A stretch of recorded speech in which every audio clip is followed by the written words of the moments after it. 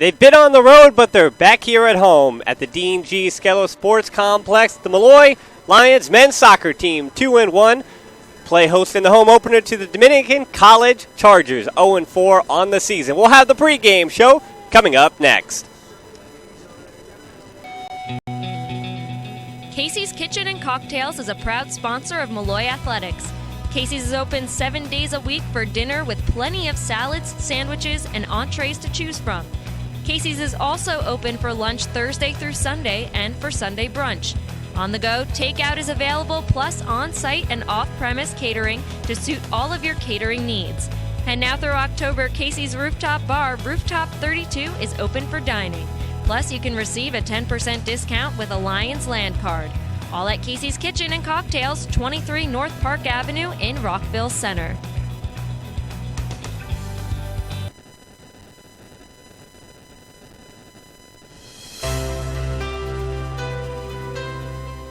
Mercy Medical Center and South Island Orthopedic Group are the proud medical providers of Molloy College Athletics. They are committed to serving the community with state-of-the-art compassionate health care. You can reach them at 516-62-MERCY or on the web at www.mercymedicalcenter.chsli.org.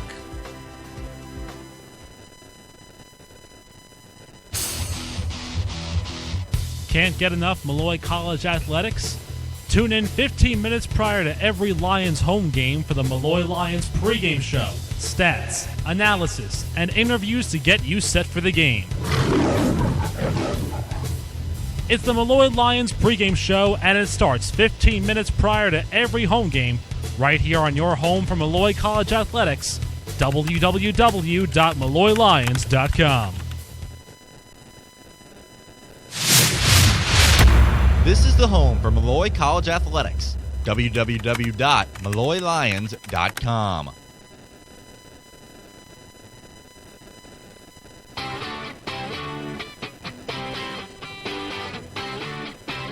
Hey, this is Danny Longo, head coach of your Molloy Lions men's soccer team, and you're listening to all the action live on molloylions.com.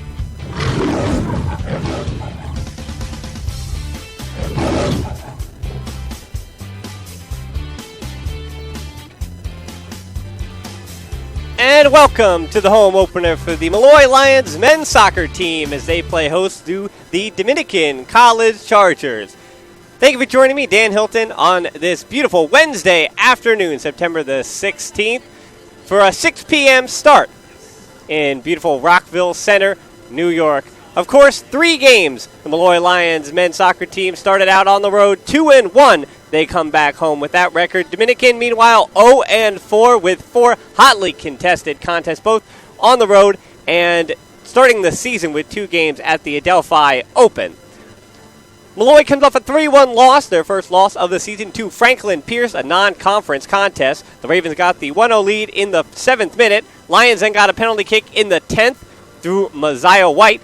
And the 11th minute, Franklin Pierce took back the lead with a penalty kick of their own. Just about 45 seconds later, the Ravens scored their 3rd and final of the game just before halftime in the 42nd minute. So for Molloy, frantic first half the other day and calm things down to the second half. They want to try to take that comfort into this matchup. Dominican, meanwhile, also coming off a 3-1 loss to number 4 Southern New Hampshire University. SNHU took the 1-0 lead in the first half. The second half then was 2-1 in favor of SNHU. James Gregson, who starts this game on the bench, scored in the 70th minute on a rebound and took the shot from 10 yards out. SNHU outshot the Chargers 13-7, with the corner kicks being 7-3 in favor of the number 4 team in the country. Meanwhile, we'll highlight him plenty today. Junior goalkeeper Stephen Hegner had 5 saves in the loss. The coaching matchup, Danny Longo versus Colin Hodge. Longo in his 8th year, Hodge in his 4th. As both these teams getting set just about for the national anthem and coming out, uniforms are on. We'll have your starting lineups for the Molloy Lions. Let's start with the Dominican College Chargers first. Leading the front line, junior Harry Solomons. And the number 9, Fernando Gutierrez in the middle, the sophomore forward from Mexico City. technically a transfer from Centro Universitario, Mexico. As well as on that front line, we will most likely see the number 10, Daniel Alvarado. But while Molloy does play the 4-3-3, the Dominican Chargers do play more of a 4-4-2, with Gutierrez and Solomons, of course, being the ones up top. And then the 4 in the midfield today. Again, I mentioned Alvarado, the sophomore midfielder from Costa Rica, who will be making his season debut for the Chargers. And he'll be joined by the 2 Swedes and the 2 seniors, Andres Colombo and Lucas Norden. Norden with a goal and 2 points already this season. And the grad student from Rye, Luis Del Pezo. In the back, we'll most likely see number 2, Marco Flores, though he could also play a role moving up into that midfield. And he'll be joined by the number 12, Panos Canganes, along with number 17, Halvard Culio, as well as number 5, Vincent Piccoli. And the goalkeeper we already mentioned from North Rockland, 6 foot, the junior from, again, North Rockland, New York, Stephen Hegner. For the Molloy Lions, they're starting again with the 4-3-3. In net, Stephen Topedo, the sophomore, 6'2". He did not play in 2014, but again has a much larger role as the starting keeper in this 2015 season. Along that back line, and it's an established back line for Molloy, number 20, Chris Mochella, George Sinacor, Dale McNevin, with an assist already this season, the sophomore 2014 All-ECC honorable mention, along with Steven Jimenez, number 4, on the other side. In the midfield, Joshua Zapata and Stephen Polmeni, junior and senior respectively, have already started this season, and seeing his first start this year, Lucio Sordo, the junior from Baldwin. And across that top line, again for Molloy, they have an established connection in Mosiah White. 4 goals this season, 9 points, and again, we'll be talking about him plenty as he was the ECC Offensive Player of the Week this past week with 5 points in 2 games. And he's joined by the junior transfer, Kyle Potch, with 2 goals this season, and the number 24 sophomore from Hicksville, Lucas Munoz. Well, we will be back for the opening kickoff in just a minute. Again, you're listening to Molloy Lions Men's Soccer on MolloyLions.com.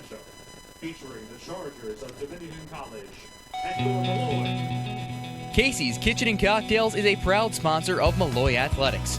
Hurry down to Casey's because now through October, Casey's Rooftop Bar, Rooftop 32, is open for dining. Have a Lions Land card? Receive a 10% discount on your order. Casey's Kitchen and Cocktails, 23 North Park Avenue in Rockville Center.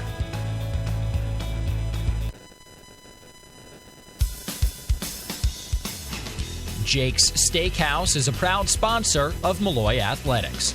Come down to Jake's for happy hour every Monday through Friday from 3 to 7 p.m.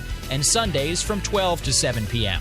$4 mixed drinks, $5 select house wines by the glass, $4 select domestic beer, and $5 select craft beers. Looking for some delicious food?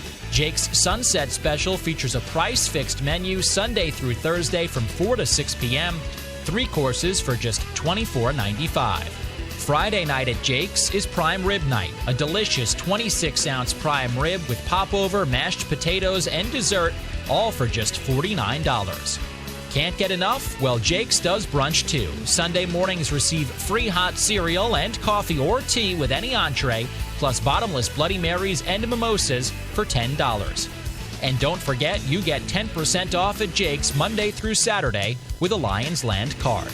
Jake's Steakhouse, 2172 Hempstead Turnpike in East Meadow.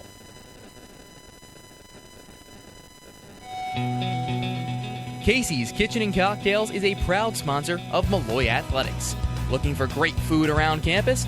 Casey's is open 7 days a week for dinner with plenty of salads, sandwiches, and entrees to choose from. Casey's is also open for lunch Thursday through Sunday and for Sunday brunch. On the go? Takeout is available, plus on-site and off-premise catering to suit all your catering needs.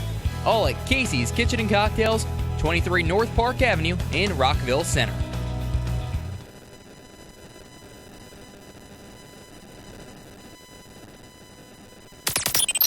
MolloyLions.com is your official broadcast home for Molloy College Athletics. Hear all the exciting action of every Molloy Lions game live right here on MolloyLions.com. Remember, your home for Molloy College Athletics is www.MolloyLions.com.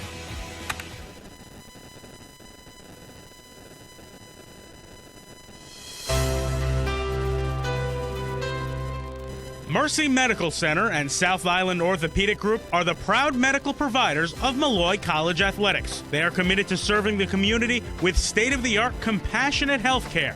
You can reach them at 516-62-MERCY or on the web at www.mercymedicalcenter.chsli.org.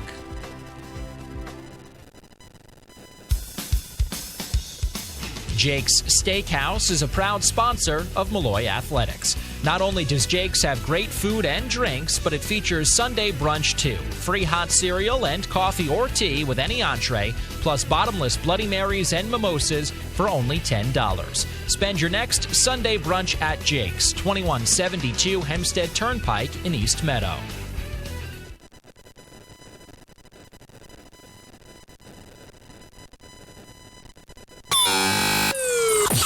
What's the lowdown on Molloy College Athletics? Watch the Lions Lowdown. Hear from your favorite coaches and student athletes of the Molloy College Lions. Watch on MolloyLions.com or follow our YouTube channel, Molloy Lions.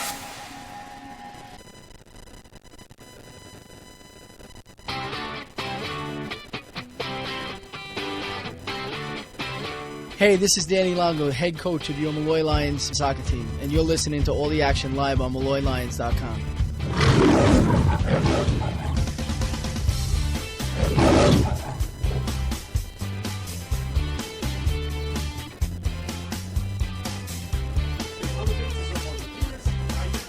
And here we are for the opening kickoff between the Molloy Lions as they play host to the Dominican College Chargers.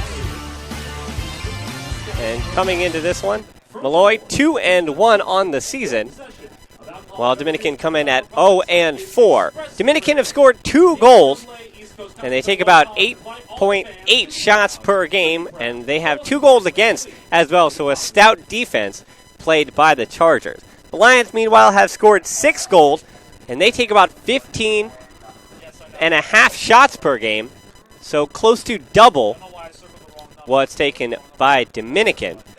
So Molloy, of course, one of their keys to the game, and some of the head coach, Danny Longo, the head coach of both the men's and women's team here at Molloy, will like his team offensively at least to start to get to the goalkeeper early. And potentially for Molloy, again, with an in-form front line in Ponch, White, and Munoz, they're going to want to try to attack that back line, put pressure on them early.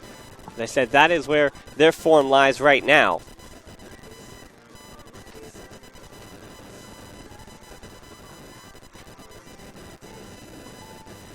And while formations do differ, again, Molloy, the 4-3-3, playing that 4 at the back, who do know each other well and have played and started all 4 games together in Jimenez, McNevin, Sinecor, and Machella. Number 7, Lester Franco, the redshirt senior from Brentwood. 1 goal, 1 assist last year. Will most likely be the first substitute coming in off the bench. And he has been replaced in the starting lineup today by Lucio Sordo. The midfielder, but can also play in the back, the junior from Baldwin. Molloy will be starting this one going left to right with the ball, in their home white uniforms with the maroon lettering and numbering. Meanwhile, on the other side, the yin to the yang, is Dominican wearing the black road uniforms with the white numbering and white trim.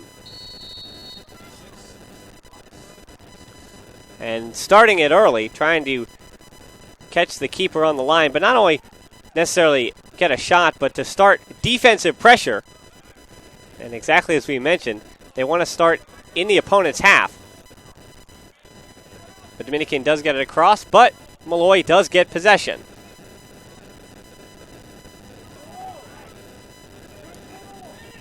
As the first shot taken by Munoz, is picked up by Hegner.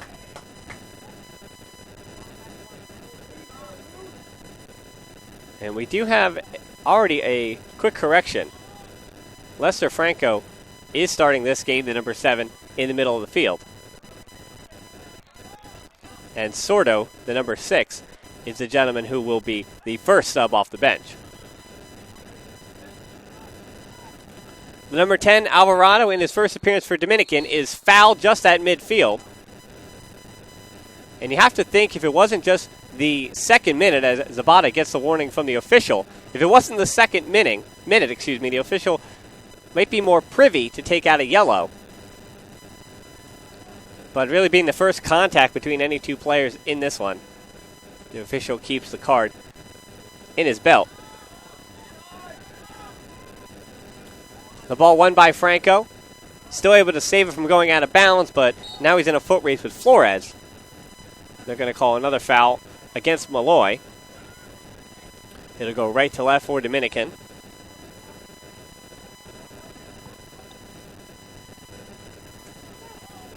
Dominican pass along that back line.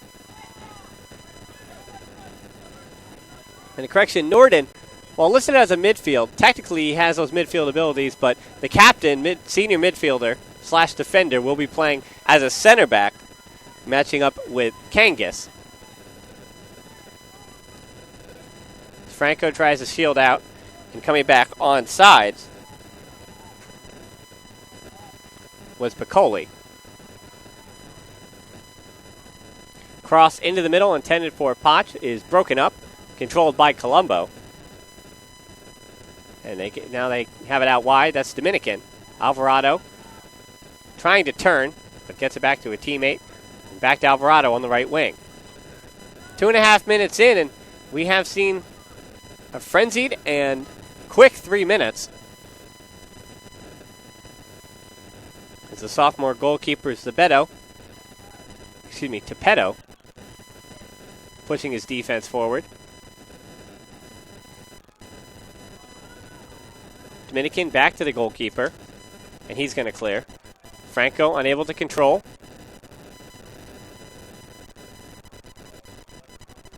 Kaloe was flying in with the header. Dominican able to switch the field and trying to track back is Polmeni. Polmeni with the interception. Good win.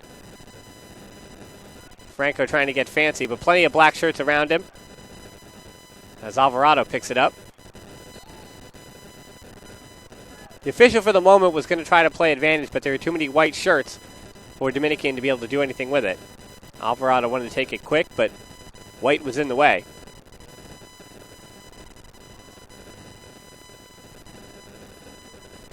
And Mosiah White, again, 4 goals, 1 assist, and 9 points. The reigning ECC Offensive Player of the Week, wearing the captain's armband for the white and maroon. Polmeni and Jimenez, with the throw. Jimenez keeps it for Molloy. And Zabata. You can see with that big frame, 5'9", but wide shoulders, he could be considered the midfield destroyer. And the official calls the foul again on Molloy. This one goes against Kyle Potch, the junior transfer from Hofstra. And Molloy have a number of players from both Suffolk Community College and Hofstra. 4 starters from those 2 schools transferred in. The number 9, Gutierrez, on that right wing, back for Alvarado. And you can see how Dominican, 0-4 so far, have missed Alvarado to start the season. At least in that starting lineup, as he helps to control things. Picked off and taken forward, initially at least, was Munoz. But Munoz had it taken off his boot. Dominican takes back possession just about 5 minutes in. The other Swede, Colombo, trying to flick up to a teammate here on the near side. Jimenez trying to get to Potch, but couldn't reach him.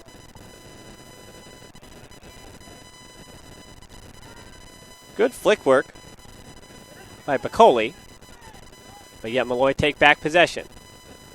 Franco to the center by White. Pretty move by White, but he can't get by the second defender.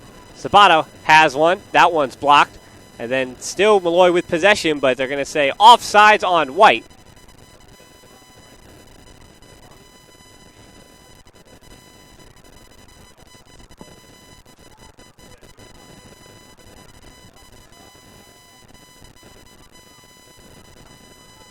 So within 6 minutes, Molloy had 2 shots, 1 on goal.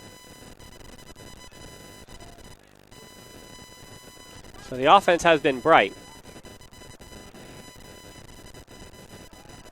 Gutierrez allowed to turn and tried to flick on. McNevin was there to push aside the initial pressure, but somehow Alvarado still has the ball at his feet. Colombo and Alvarado try to play the 1-2, trying to get off that sideline. They're able to cross into the middle, and the header, almost a flick on by Solomon.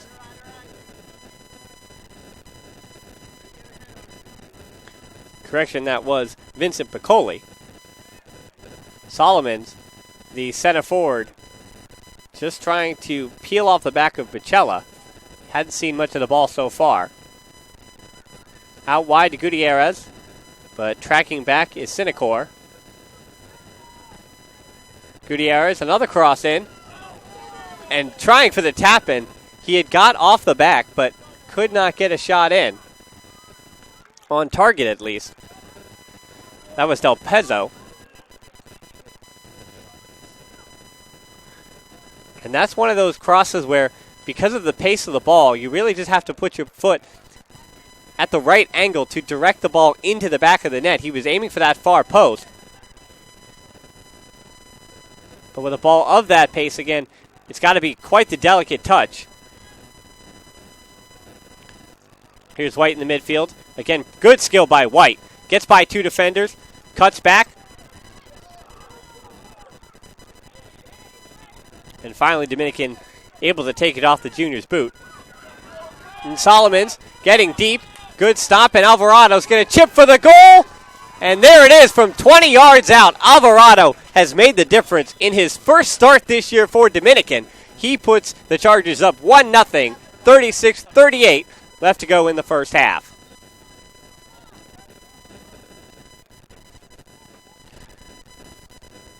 Geppetto had initially saved it with his foot, but he could not clear it far enough.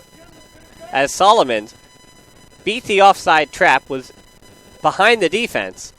Couldn't see which defender kept him on. Dominican goal scored by number 10, Daniel Alvarado. The goal is unassisted. And Alvarado, that his first goal of the season. The other 2 goals scored this year were by Norden. That one coming on a set piece. And James Gregson will be coming off the bench. And he's the other goal scorer from Topeka, Kansas. A free kick will go Molloy's way, and they would like to try to not only immediately put pressure back on the Chargers, but to level this one up immediately. Not allow Dominican to get comfortable. And one of the old adages in this game is when you're most susceptible to a goal would be right after you've scored. But the free kick, too close to the first man. And that's another rule on free kicks. You have to at least get it over that first man, whose really only job is to be close enough to the free kick to head it out of danger, and that's what the defender did. It's Dominican ball. 10 minutes in, and we do already have a goal on the scoreboard belonging to Daniel Alvarado, unassisted, mind you. Good battle on the far side. Solomons wins it. But in on the tackle was Palmeni.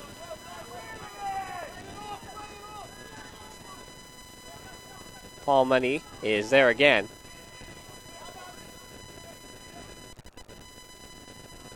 Colombo had to pass back. Here comes the Molloy pressure. And they do cause a turnover. Looking for the free kick. Potch, and they're going to say it was out of bounds. The junior forward couldn't control.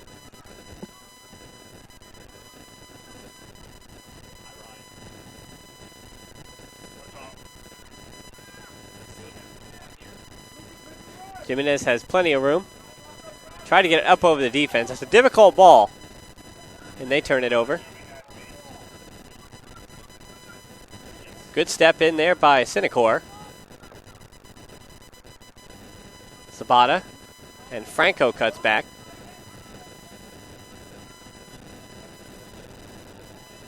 Miscommunication between Munoz and Jimenez. It's another turnover.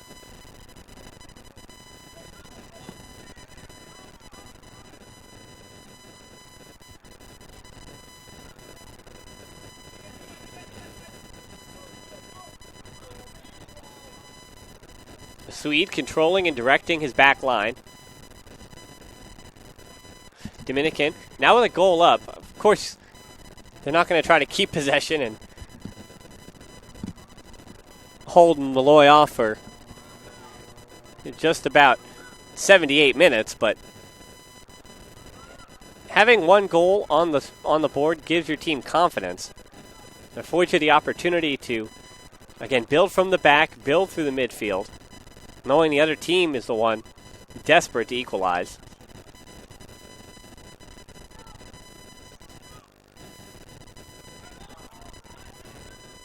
Alvarado tries to control with the chest. Franco was there. And Munoz tries to get in. Franco sliding tackle off Dominican, but they keep it in bounds. Norden. Sabata able to help Sinecor take the ball off his foot. Here's Sabata ranging through.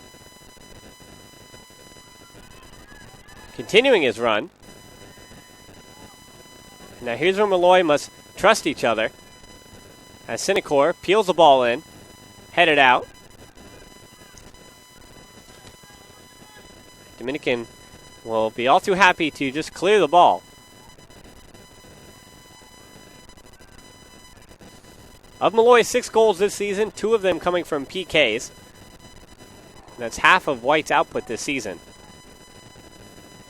But for Molloy, it's actually defensively that sets them apart a little bit. Zebedo, that goal allowed for Dominican is one that he has not allowed so far this season. That's the first strike from outside of 20 yards against Molloy this year. The sophomore goalkeeper, one of just 4 ECC netminders so far this year to have 2 wins. Zebedo currently holds a 1.96 goals against average and has saved 60% of the shots against him and collecting 9 saves, though they have allowed 6 goals. But again, only 3 games in the books, so a little bit too quick. And those 3 games, mind you, a 2-1 win to start the season against Nyack, a 3-2 overtime victory against Caldwell, and again that last game on Saturday, the 3-1 loss to Franklin Pierce. On the other side for Dominican, as I mentioned in the pregame, their form is 0-4 to start the year, but you can already see as they have a 1-0 lead over Molloy. This is a squad with bright players and plenty of ideas. White tries to control. Whoever controls that midfield, as both these teams are midfield-happy players, midfield-happy squads. As you can see that at times White does drop back to defend on that left side, leaving Potch and Munoz up top in what would be a 4-4-2.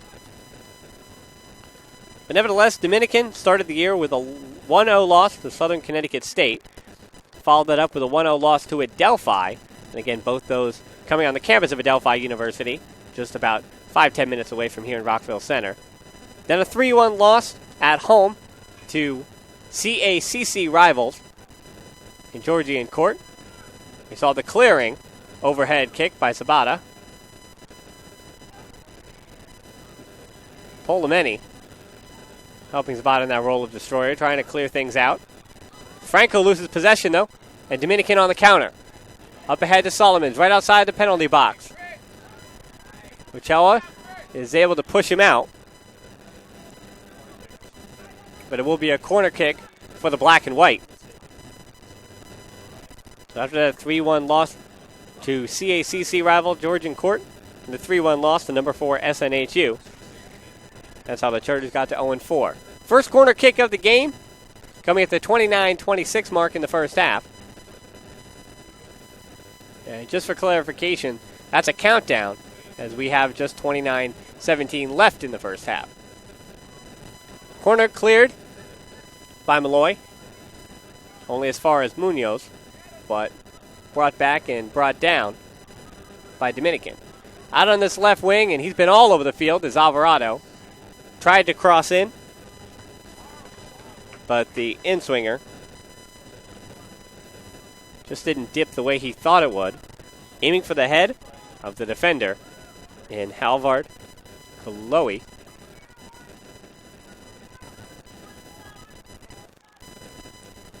And that results in a goal kick for Molloy, which is taken by Cepetto. And one again by Dominican. Molloy having a little bit of difficulty with possession here. Out on the wing to Solomons. And Solomons aiming for Cepetto. Cepetto was able to save the initial shot, aiming for the near post by Solomons, and track down the rebound before Gutierrez could have been there in time. Headed by Colombo. Jimenez will have a throw in on this near side. Cepetto to White, and White is now taking more of a central located role. The ball to Cepetto. And go ball out to the left wing for Sinecor. Sinecor once again on his right foot to cross it over. He opts back to Cepetto. Cepetto tricks out the defender, and he'll have one himself. This one blocked in the box. White trying to stay on sides, but they're going to say offsides again on the number 10 from Molloy. And White wouldn't have been offside for Zapata's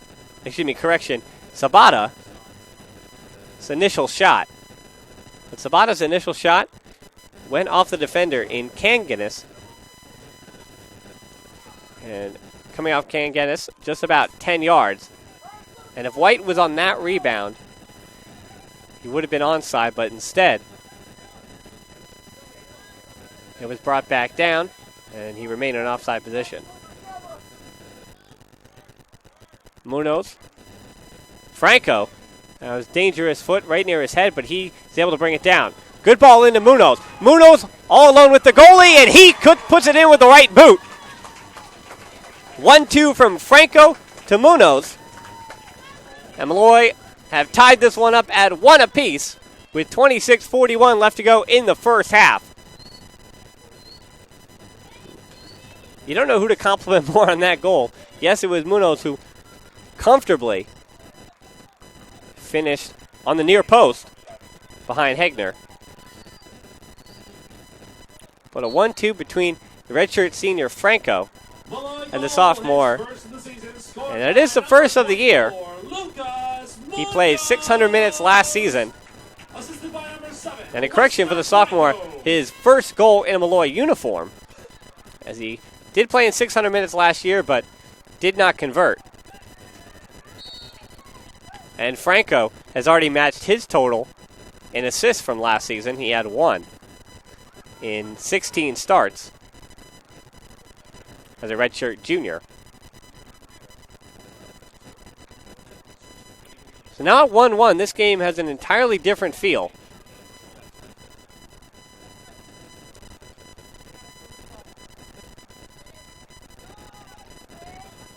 Manchala able to step in. Up ahead, and Potch is fouled. Right about at midfield.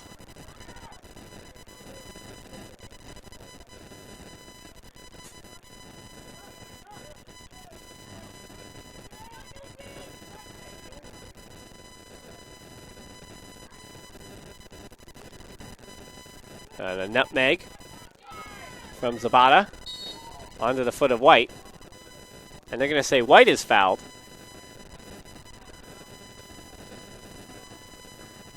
And this one will be about 5 yards outside the penalty box. But it is straight on. And believe it or not, a slight angle is actually more difficult for a keeper. And White and Munoz might have an idea. It appears to be White will be the one to take it. Munoz there in position as well. 4-man wall, and Munoz will take the shot, and it is wide of that left post.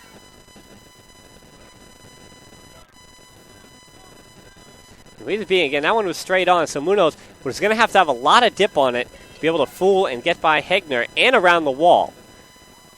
And let's say that free kick was just about 15 yards closer to the touchline on this right side. Well, that could either be a cross in, and if you time it just perfectly, no man's land, as I call it, which is just about at the 6 to 10 yard line. The goalie has to make the decision on whether to come out and try to punch it clear or grab it out of the air. And the defenders, meanwhile, as your team is barreling towards the net, the defenders are backtracking and, again, battling one-on-one with attackers. So a lot of different things can happen. But, again, that one a little bit straight on, so Munoz decided to take it himself, aiming for that upper 90, but it sailed wide. And yet Molloy has been bright since their goal. They've had basically all the possession. Munoz, the return pass to Franco, and Franco had a heavy first touch, so he couldn't control it. What a good partnership from Franco and Munoz, as we are about 22 minutes into this first half. Sinecor heading it back to his defense. McNevin tries to just loft it up over the defense. They do get it right back out to White. White, the cutback for Paulameni. Back out to White. And Zapata is fouled.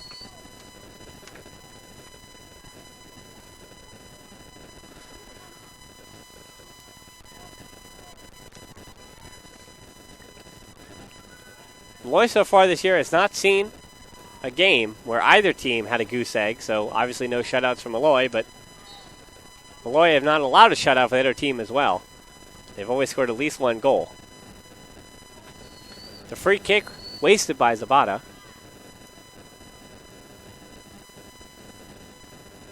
But you can see on this other side, while it did go long, that ball drifted and stayed up in the air a little bit longer. Then on the other side, just about 8 or 9 minutes ago, what Alvarado was trying to do with his cross, but that one was a bullet. Norden trying to make the loft in again, and standing his ground on the end of his penalty box was the pedo to pick up. Errant pass intended for Poch.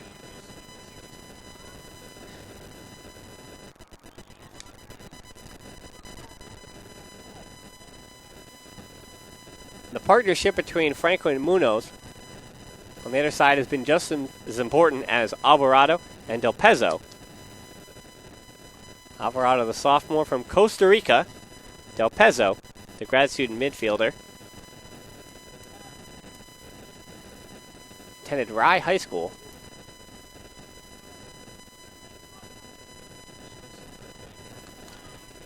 Foul out on that far side.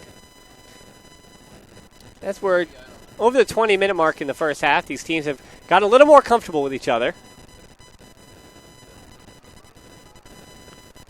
It seems to know both teams have a good idea of how the other one would like to play.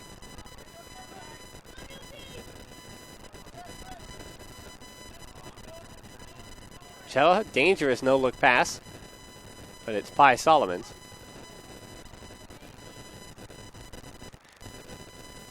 Solomons, the junior forward transfer from the UK, coming from Beauchamp College in the hometown, boy from Leicester. And you'd have to assume that Harry Solomons may be a fan of the Premier League team, Leicester City, and have to enjoy how they've started their campaign in the Premier League. But plenty of hours and plenty of sea miles away, Solomons leads the line here for Dominican. Colombo miscommunication with Alvarado, but White over-anticipated as Alvarado tried to reach for the ball. Gutierrez, good turn, takes a lofted shot and trying to see if it was deflected. The official says no, so a goal kick from Molloy.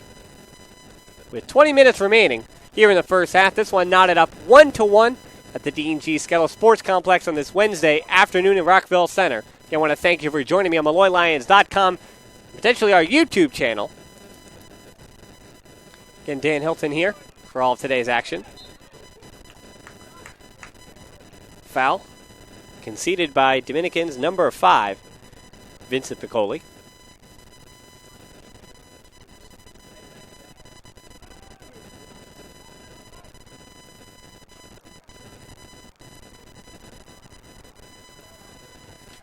Senecor back to McNevin.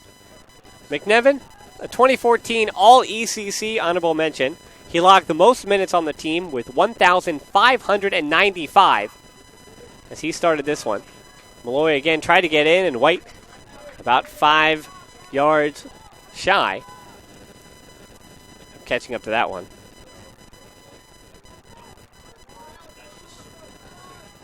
McNevin, when given the opportunity, as he heads this one partially clear, would like to get forward if he can. It was a collision between Colombo and Palomeni initially, but it was the second tackle from Dominican that caused the foul as they concede another free kick. And this one hasn't necessarily been chippy, but we have seen hard tackles. And plenty of stoppages. But unlike in the pro game, in college soccer, after 45 minutes, proceedings come to an end. This one headed on towards goal and picked up by Hegner. So 45 minutes will do it for the first half, 45 minutes for the second half, but also in college soccer there is 2 extra periods that could potentially be played if things are still decided, and after those 2 extra time periods, we could see a draw take place, as there's a foul going right to left for the Chargers. Colombo was fouled by Palomeni. Belongs to the black and white. Last touch by Palomeni.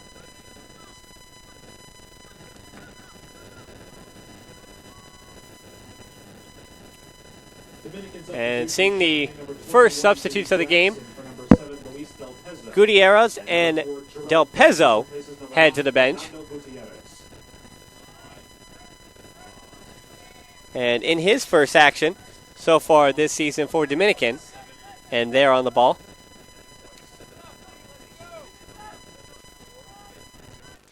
And a correction, not seeing his first action, seeing his first action today, obviously. Number 21, and we figured he'd be the first one off the bench, in James Gregson, with 1 goal, 2 points, a junior from Topeka, Kansas. As Solomon stayed in. Tried to get around Mochella. They're going to say it's going to foul going against Mochella on Solomon. And the other sub coming out for Dominican, number 4, Joel Francis, the senior forward, attended August Martin. A 2-man wall on the left side. It's peeled in, but headed away by Senecor, and he's had an important head. Munoz loses out. Now Alvarado cutting back. He's double-teamed. Franco has it. And they are going to stop things here. And the official on the near side saying offsides on Franco. That could have been another move between Munoz and Franco. That's Francis on that far side. Gets his first touch. Controls it with the head. 15:40 left to go in this first half.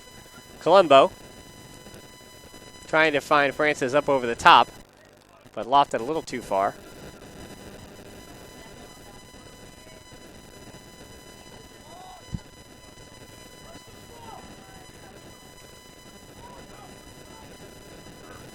Munoz tried to intercept. And Alvarado seemed to get a piece of Franco's hand in that melee in the midfield, as Alvarado still clutching his face.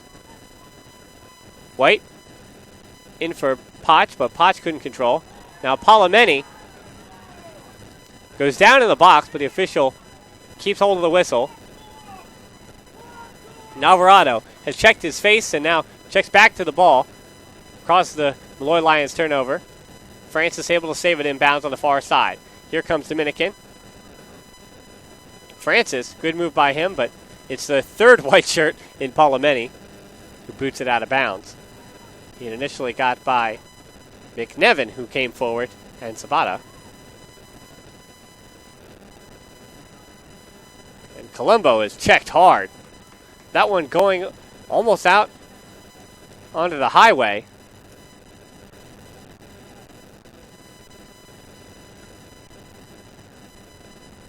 And sometimes when you're a player like Joshua Sabata, again the junior transfer from Suffolk Community College,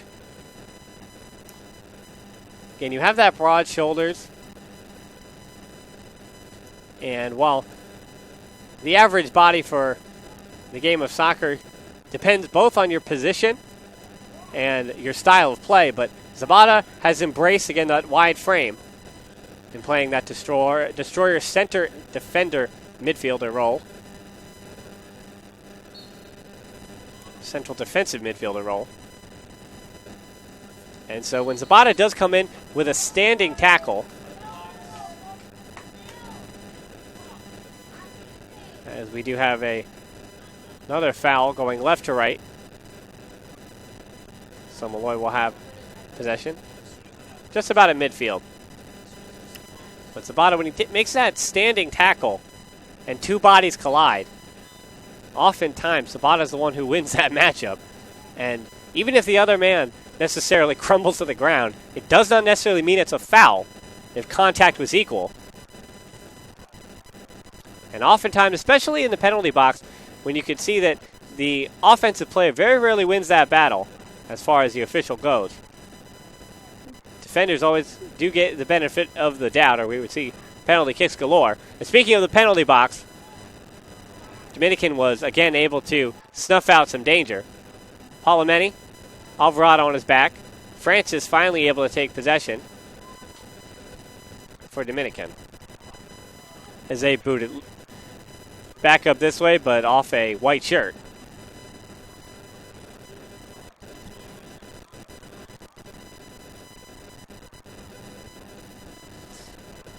It's also an add is that every soccer game, no matter if it is quick-paced or just possession style, and a good tackle there by Norden. The senior Swede, you could see his experience there on that tackle. Had to time it right, or it was a definite foul in a dangerous position, but he timed it perfectly to get it off the foot of Munoz. Now going off the backside, and we could see a collision here. The goalkeeper couldn't get it off the foot of Potch, but coming over to help was the fullback. Last touch by Molloy. Throw in just in midfield for Francis. 11:52 left to go in this first half.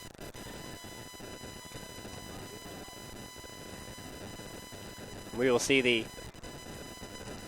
third corner of the game for Dominican.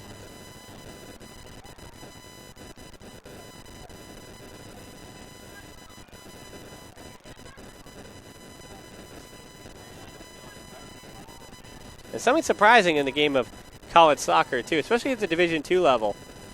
There is so much turnover on these squads year to year, as here comes the in-swinger from Gregson, and trying to get his head on it was Norden. Norden could get a foot onto it, but that's out of bounds, and it'll be a goal kick from Molloy. But something in the college soccer, especially the D2 level, as I mentioned, where there is so much turnover from the squads year to year, neither of these units saw much turnover from last year.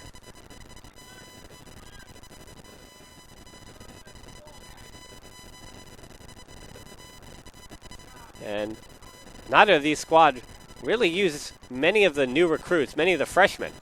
For Molloy, they've built through their transfer program, of course.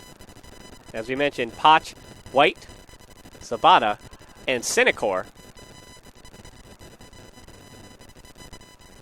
As White, may not be a freshman, but he is a new recruit. And if you're going to play with a new addition, you might as well have someone who has experience in the college game, as the ECC Offensive Player of the Week has already shown. He did play the 2010 season with Caldwell. So that game, a little bit of a homecoming for White, but it had been quite a number of years since he had played there in New Jersey.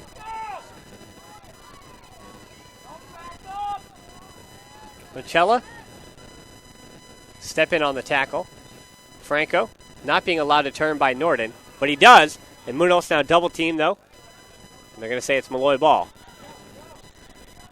Munoz has potentially had his best game so far of the season. There was Potch. He was knocked down. Initially the foul in the box, or apparent foul in the box, not called. But the second one,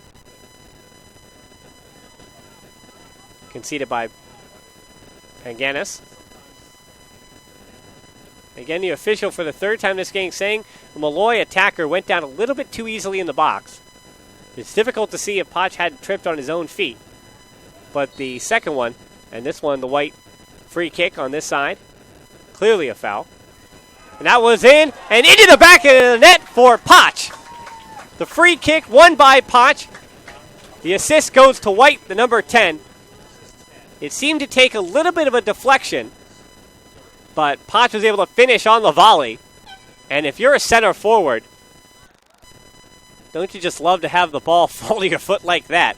Just about 3 feet out. And no blame going to Hegner there. As we had talked about earlier, too, White with that free kick on this right side of things, outside the penalty box.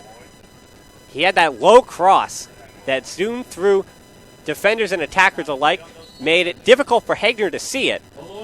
And when it finally did drop, it was a point-blank range for Potch. And again, no blame on the number 1 keeper, Stephen Hegner, as there is not much he could do about that one. For Potch, that's his 3rd goal of the season, and that gives Molloy the 2-1 lead with 8:35 left to go in this first half.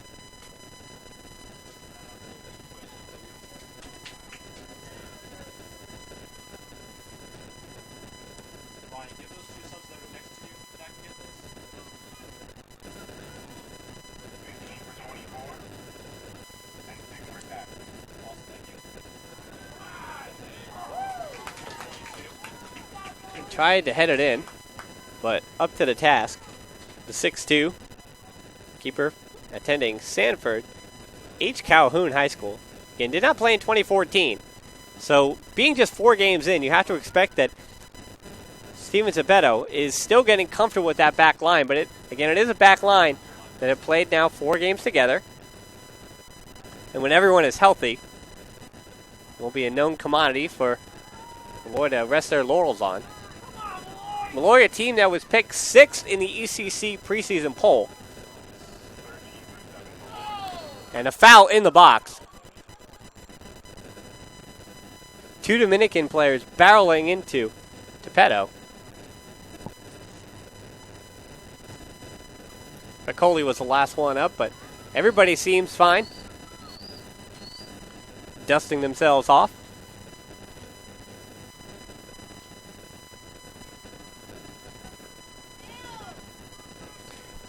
And maybe dusting yourself off might be just a turn of phrase here at the D&G Sports Complex, as this is artificial turf these players playing on.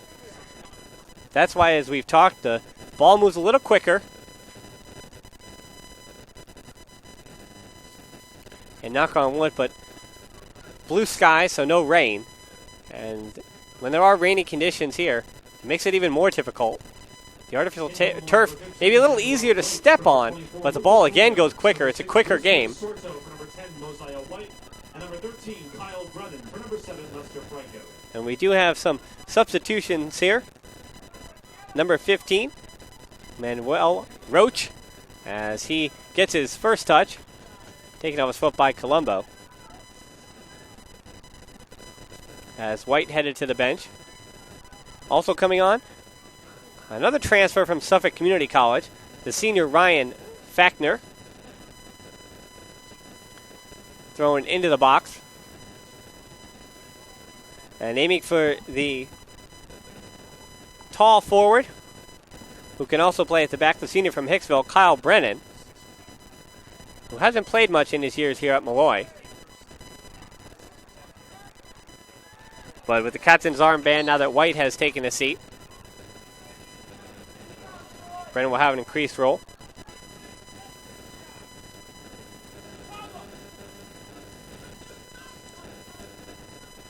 And the number 6, Lucio Sordo. Initial confusion in this one. Thought he was in the starting lineup, but instead he comes off the bench. Francis tried to one touch, but couldn't get the volley to go. Sinecor and Francis collide on the edge of that penalty box. Not a man can get to it. Francis trying to cross in, gets to the touchline. Cleared by McNevin, and then picked up by Sordo. Sordo past one defender, but he clears with 5 minutes left to go in this first half.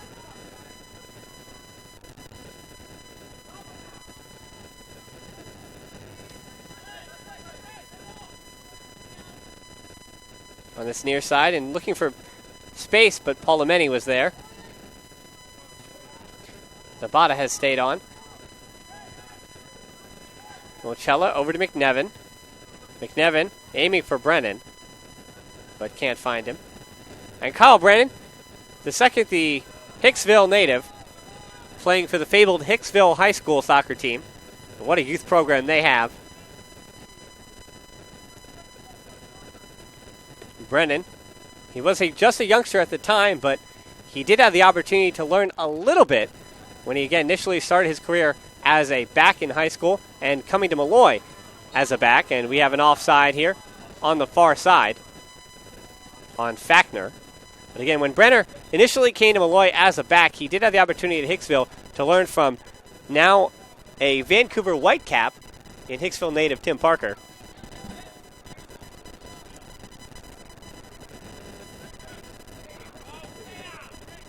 Brennan standing 6'4".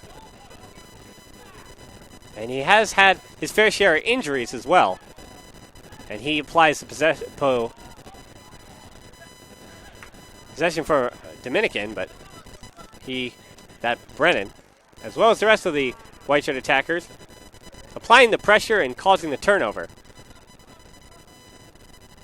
Back into the center for Sabata. Now Sabata, as he likes to do, gets a full head of steam. And once Sabata, again, gets to the middle of the field like he likes to do and gets into that runaway train mentality, it's going to take either a perfectly timed tackle, as we've seen by Lucas Norden a number of times for the Chargers, or, as we saw in that last instance, it's merely a foul. It's difficult to take it off his boots, especially when he starts with a good first touch. Because the junior transfer again from Suffolk Community College, that first touch is the all-important part of his game. If he has a good one, it gives him the confidence to continue to operate. Sordo is going to take the free kick, and it goes right off the wall. 2:21 left to play. Molloy into the penalty box. That's a difficult first touch by Roach. Allowed the Chargers to clear. Here comes Solomons. And Brennan will cut it back. Sinecor, the cross in. And Brennan, cross into the middle for Sordo. Too many black shirts there to take off possession. As Piccoli chose to try to dribble it out of danger. 1:47 left to play in the first half. And if you're Molloy, you would like just to try to keep enough of possession to take a 2-1 lead into halftime. And Tim Vaughn Haven't mentioned him so far. He also came on with the latest batch of Molloy substitutes in for Dominican. Plays in that center midfield role. Another junior from Kansas, but coming over from Bishop Carroll as opposed to James Craigston, who came over from Topeka. The offside's called on Dominican, their first offside. Molloy, meanwhile, had 2 so far in the first half. Didn't make that 3. 2 by White and 1 by Fackner. And we're under a minute left to play, so you have to think that Topeka, as he has about 10 seconds, supposed to be 6, but most officials will give you about 10, to take this goal kick, and he'll try to use all 10. Topeka powers it forward. Colombo rising up and winning that header, and what a pretty thing to see. While those 50-50 battles are usually an ugly affair, Colombo cleanly won the header in possession for Dominican. Paul Meni tries to get there, and here's Sabata. Sabata just trying to slow things down. And the pass intended for Jimenez, a little bit too far. See if Dominican can create anything here, but there was Sordo to just knock it downfield, and the first half comes to an end as the Molloy Lions were down 1-0 early, but they responded with 2 goals, one from Munoz and one from Potch, to take a 2-1 lead after 45 minutes. Well, we'll be right back for the halftime show coming up here on MolloyLions.com. Again, you're listening to Molloy Lions Men's Soccer on MolloyLions.com. MolloyLions.com is your official broadcast home for Molloy College Athletics. Hear all the exciting action of every Molloy Lions game live right here on MolloyLions.com. Remember, your home for Molloy College Athletics is www.MolloyLions.com.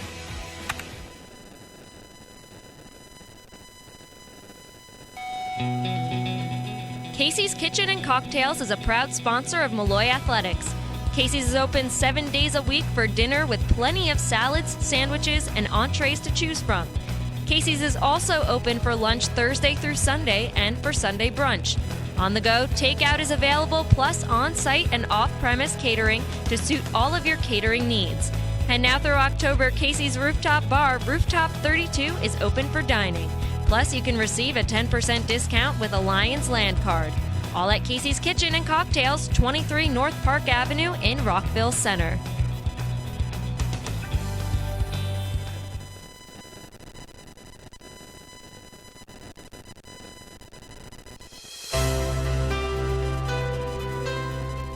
Mercy Medical Center and South Island Orthopedic Group are the proud medical providers of Molloy College Athletics. They are committed to serving the community with state-of-the-art compassionate health care.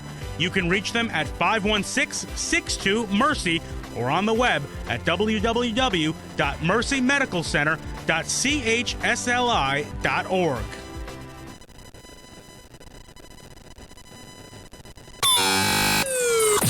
What's the lowdown on Molloy College Athletics? Watch the Lions Lowdown. Hear from your favorite coaches and student athletes of the Molloy College Lions. Watch on MolloyLions.com or follow our YouTube channel, Molloy Lions.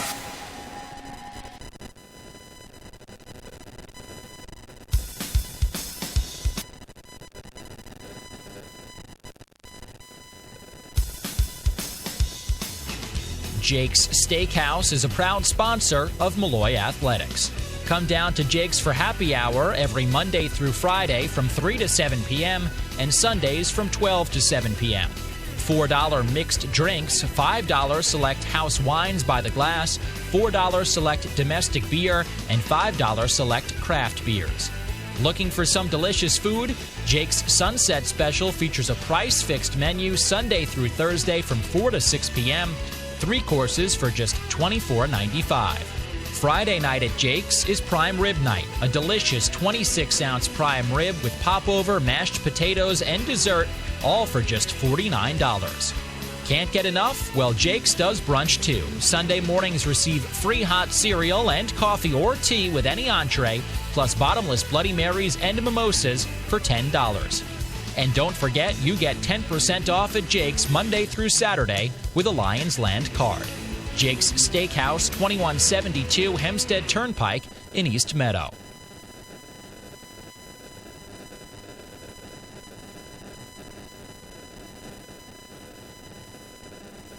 William J. Schwartz Physical Therapy and Pro Sports Care of Long Island is a proud sponsor of Molloy Athletics. William J. Schwartz Physical Therapy and Pro Sports Care of Long Island is a full-service sports injury center for rehabilitation, strength and conditioning, and sports enhancement training. William J. Schwartz has 17 years of experience with athletes. Call 516-798-9605 for more information.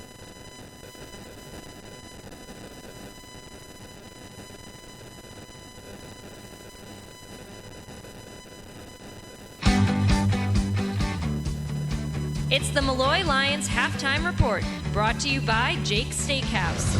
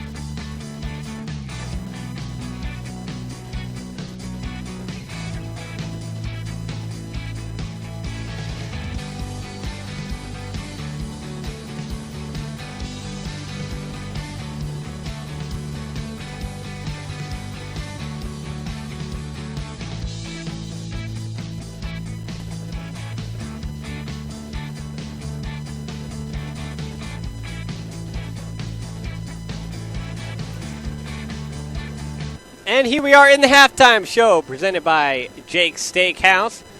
Of course, with the Molloy Lions here in their first home game of the season, up 2-1 against the Dominican College Chargers. The goals for Molloy coming in the 19th and the 37th minute off the foots of Munoz and Poch, respectively. The first goal was scored by Dominicans, number 10, Daniel Alvarado, unassisted. And how those happened? Well, in that 9th minute, Alvarado found himself wide open, just about 20 yards out, and it was a pretty loft up over the head and left hand of Tepedo.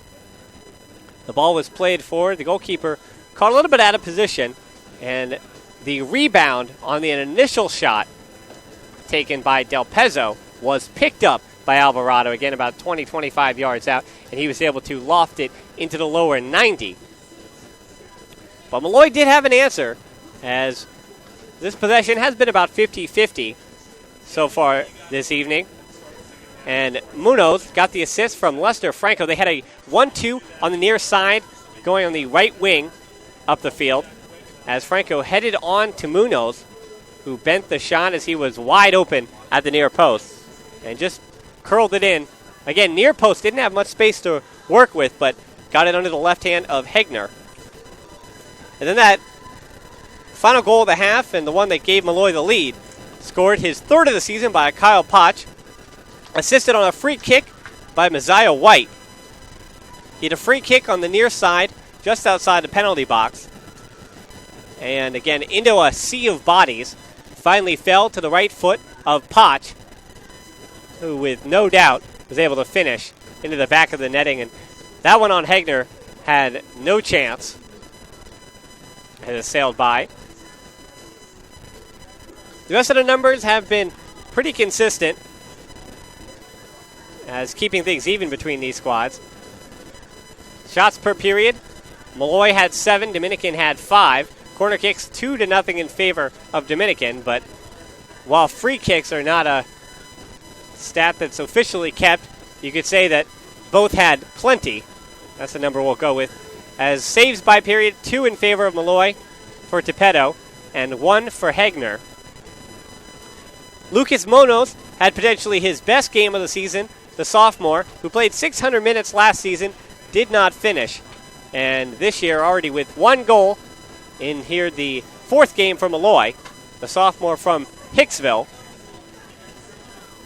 And he has deserved this one, as he has been bright on this right wing in that first 45 minutes. Again, 3 shots, 2 on goal, and he got his 1 goal. Zapata had 2 shots as well, and he does like to creep right around the edge of that penalty box and take a long-range shot. Both were blocked, however. Potch had 1 shot, 1 on goal, and 1 goal. He was quiet in that first half other than the goal, and Sordo took a long-range shot as well. That's how we had the 7. For Dominican, Norton had a shot in the box, but he had his back to goal, so it would have had to been a spectacular effort. Alvarado had his 1 shot that was a goal. Gutierrez took one from outside. That one blocked by Senecor. And Solomons had the other really good look, as he was able to peel off the back of Michela and get a shot in that was wide, as was Del Pezzo's, as he thought he was running up through the midfield and took a long-range shot. Nothing to that one either. Well, the weather has been beautiful, and while the soccer has been chippy at times, we've seen plenty of tough tackles in the midfield from either squad. The official has done a good job of keeping everything in check. Nobody has gotten a card, even if 1 or 2 players may have deserved it. But nevertheless, he has kept the good of the order.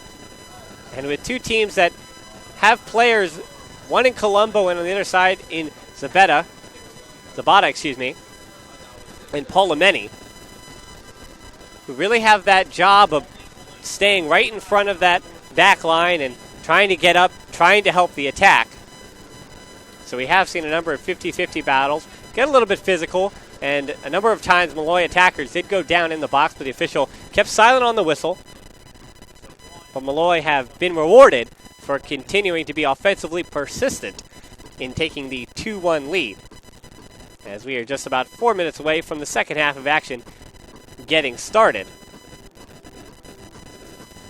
And a peculiar thing for Dominican, they had their halftime huddle at the corner flag, as these teams normally do, but they've already come out with their starting 11 for the second half, not wasting any time. So you could see that in the eyes of these Chargers that there is some apprehension in putting the first half behind them. Or should I say apprehension in keeping onto that first half, as they just want to put it behind them.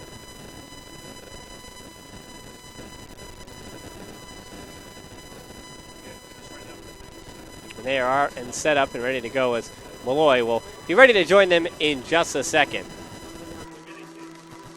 For these 2 teams, Dominican has generally dominated the series, with Dominican winning the last 3 meetings against Molloy. The last matchup coming last October in the last non-conference game from Molloy of the season before they started ECC play. Is won 5-0 by Dominican. Norden and now the now departed Matha Sousa, as well as Ricky Balea, who is on the bench and an available sub for Dominican, as well as Jarrell Francis and Vincent Piccoli, all had goals to put up that 5 spot. In 2013, Molloy lost 1-0 as well. In fact, the last time Molloy had scored a goal against the Dominican College Chargers was back on September the 9th in the 2011 season, that one being a 2-1 loss even here at the D&G Skello Sports Complex.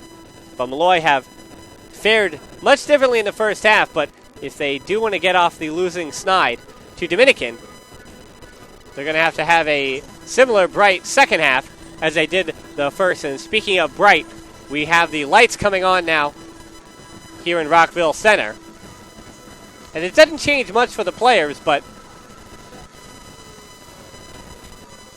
still for the spectators as nightfall is coming. It shouldn't change much as, again, still a beautiful day on this Wednesday evening in the middle of September. And for Molloy, they're going to have to get prepared as they do every year for conference play, which kicks off this Saturday against Queens. That one on the road, but then they have one more non-conference game, as they always do, before the beginning of October, starting the ECC slate. And again, all of these teams used to playing their bulk of their conference games and their tournaments as things get a little colder. So Molloy will be out as they get set up for the second half as well, and we will be back in just a moment. Again, this was the halftime show presented by Jake's Steakhouse. MolloyLions.com is your official broadcast home for Molloy College Athletics. Hear all the exciting action of every Molloy Lions game live right here on MolloyLions.com. Remember, your home for Molloy College Athletics is www.MolloyLions.com.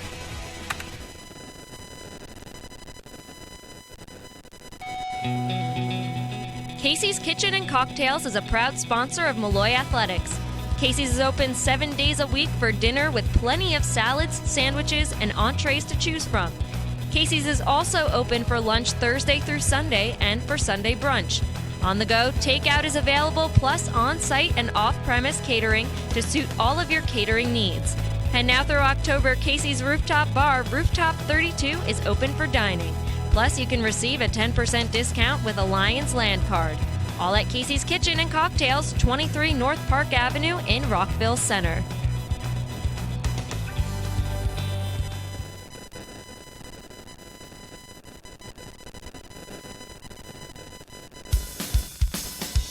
Jake's Steakhouse is a proud sponsor of Molloy Athletics. Looking for great food in the area? Well, come on down to Jake's. Jake's features a special price-fixed menu Sunday through Thursday from 4 to 6 p.m., 3 courses for just $24.95.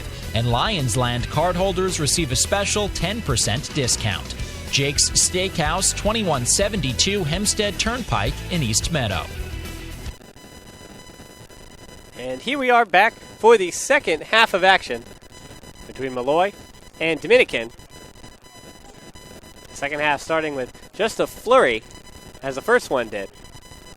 Both these teams, as their half started with possession, decided to take quick boots forward to try to put pressure on the back line. But neither team has any established possession so far. The starting 11 for both units are back out to start the second half. Munoz, again, takes it right off the foot of Colombo. It's going to be a foul against Munoz on Colombo.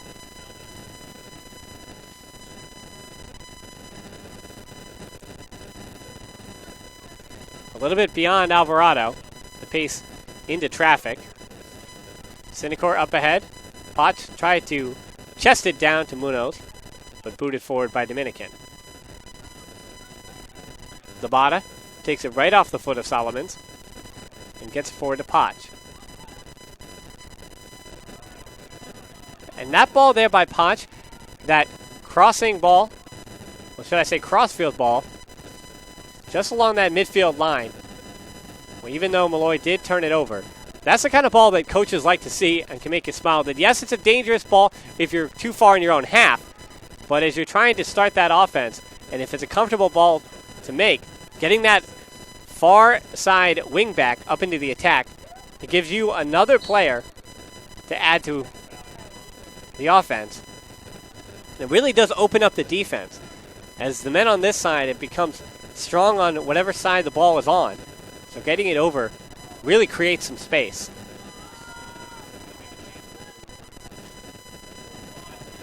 Palomeni to Senecor. Here's Franco. McNevin up ahead. Potts lays off for Senecor. Senecor, the two-footed ball, bringing it down. And Munoz was there colliding inside the box with Hegner.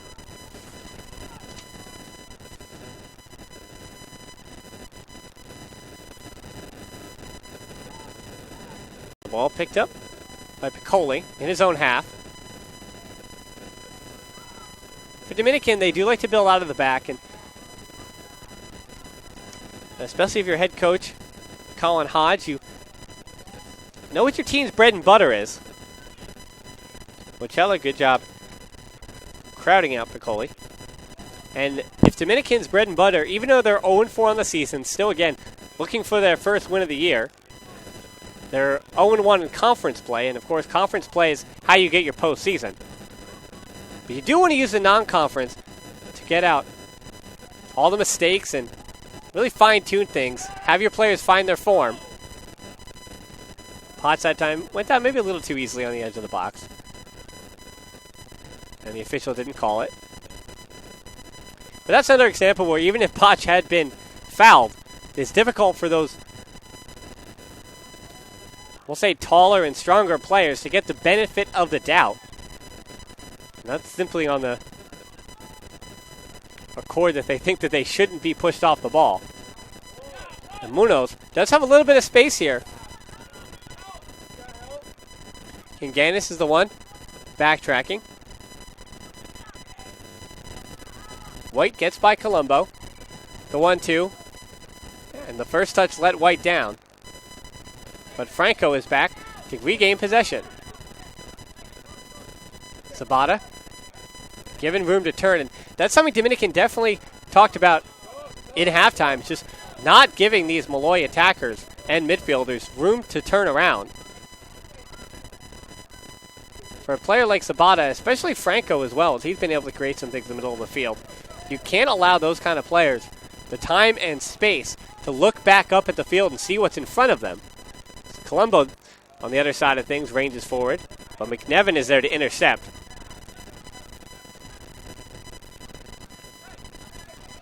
And while McNevin doesn't do anything particularly spectacular, it's a compliment to a defender that everything he does is calm and cool and collected. And by spectacular, that necessarily doesn't mean good spectacular or bad spectacular. His man-on-man marking is solid. Zonal marking is solid. As we saw, he went up with a 50-50 ball for Solomons. It's going to be a third corner of the game for Dominican. But for defenders, as again I continue to elaborate, is for McNevin, an all-ECC selection last year. And that's simply because, again, he doesn't allow himself to be put in the news for both good and bad, as coming forward, Norden had the header, but that one was wide. His second shot of the game, he comes forward and gets it in the air, the captain for Dominican. But what allowed McNevin to play all those minutes last season, a team high, almost 1,600 minutes, is how calming he is in the back, how he leads his line. And Mochella is the one who gets a little more movement. McNevin is always there in support.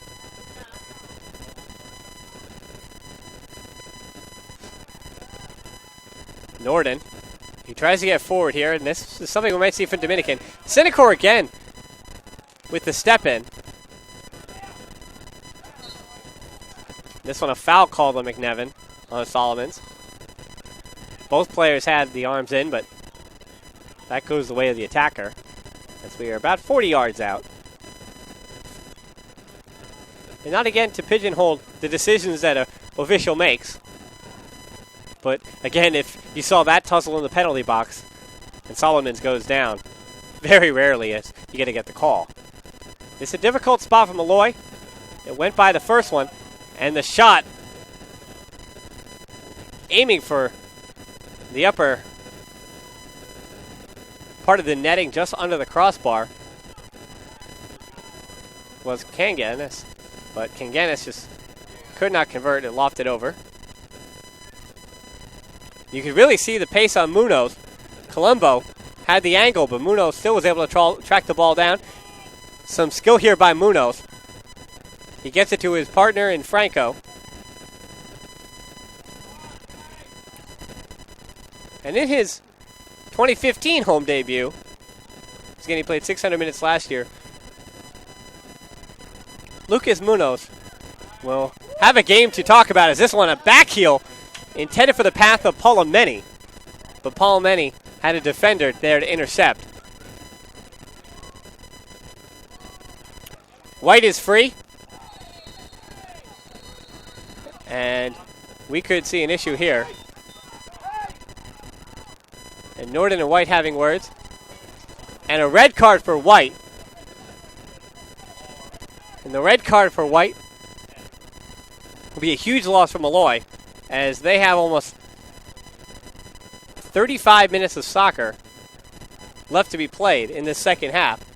But White got his marching orders for a late tackle on the goalkeep. The official says that Hegner already had possession, and then White still chopped him down. And that's why White got the red card. So that changes everything for Molloy, as they continue to try to push forward, continue to extend their lead.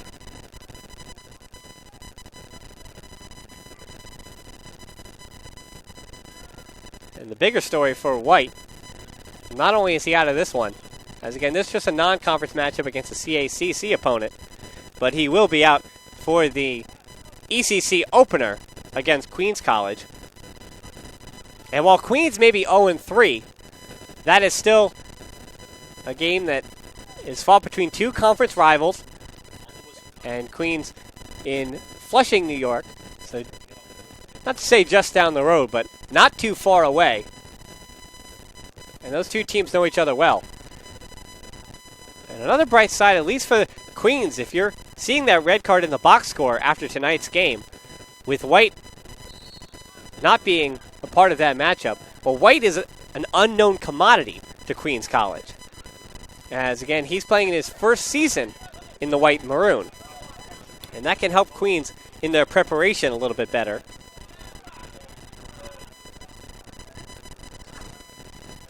So the game plan here for Danny Lungo's squad does change up a little bit.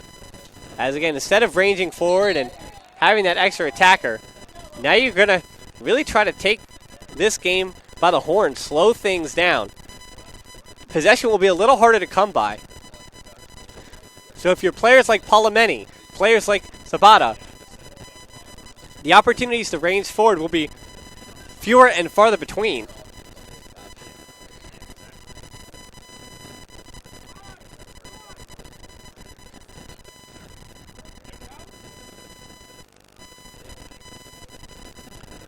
Colin Hodge will try to get his team back on the winning snide, as they are used to doing. This 0-4 start, a little bit of an outlier in the 4 years that Hodge has been in charge, but Molloy still on the attack. The cross in is parlayed out for a throw in from Molloy. But Hodge, in his fourth year, after being hired in 2012, served as an assistant coach since 2008. And this team has gone to the CACC, that stands for Central Atlantic Collegiate Conference tournament, all 4 seasons he's been at the helm, and they won that tournament back in the 2010 season. The correction here, it's going to be a corner for Molloy, and they're looking for the in-swinger at the 34:57 minute mark left to go in the second half. And the cross up over everybody as Norden tracks it down. Munoz got a little bit too far underneath it. And it makes those set pieces even more difficult for Molloy as they push players forward. You can see even with that one, they pushed one last player forward. It was McNevin who didn't come forward to attempt a header goal, and he is prolific in the air. Last season, took 13 shots, most of those coming off set pieces. But now that extra attacker won't be in the box on set pieces, as they're going to have to prepare for the counterattack. And Munoz, again for Dominican, they're not going to like that they were giving the Molloy player room to turn.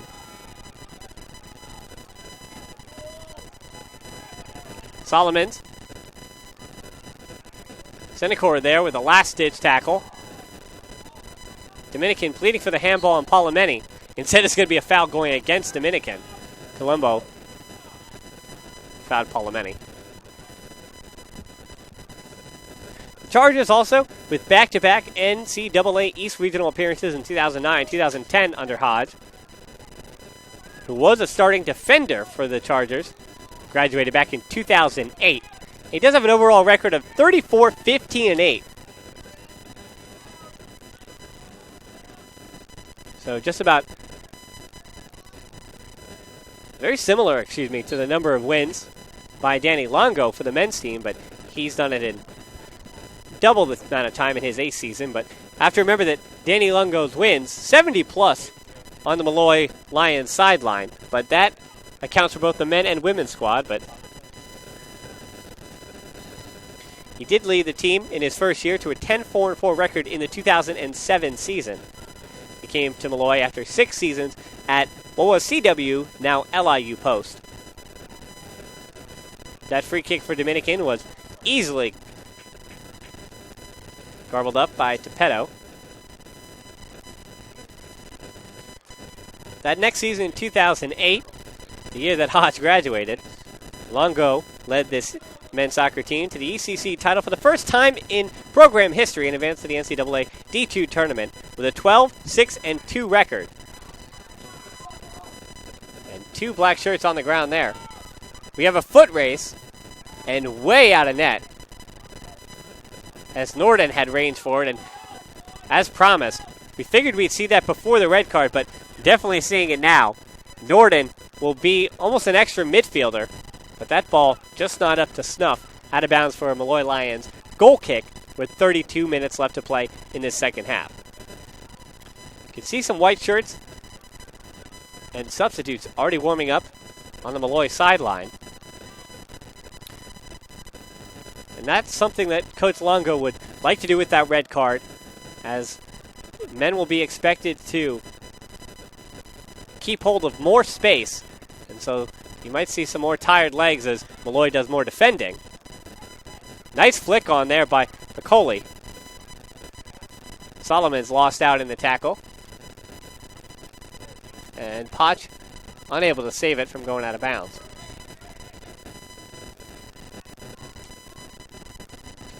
High boot. Munoz able to control. And a good cutback. Alvarado came back to take it off the foot of Palomeni. Gutierrez. He faked one defender and then faked a second. But he's forced backwards. But still plenty of time. Senecor. This one headed out of bounds by the Hofstra transfer. And of course, both Poch and Senecor. Has a tough tackle there. Molloy wins it. And now finding space. The flag is down. Franco is one-on-one with the goalie. Franco tries to fake him out, but a beautiful save there by the goalkeeper in Hegner. As Hegner took it right off the foot of Franco, as he was able to close down that angle. And believe it or not, that's a difficult thing to do. One-on-one with the goalkeeper. There was so much time for Hegner to step up and continue to cut down that angle, continue to cut down the space that Franco was trying to get into. And you could see the frustration on the face of the redshirt senior from Brentwood. He knows that he really could have put Molloy in a bright spot, up potentially 3-1. But instead, they're going to have to continue to defend, as they are still down a man.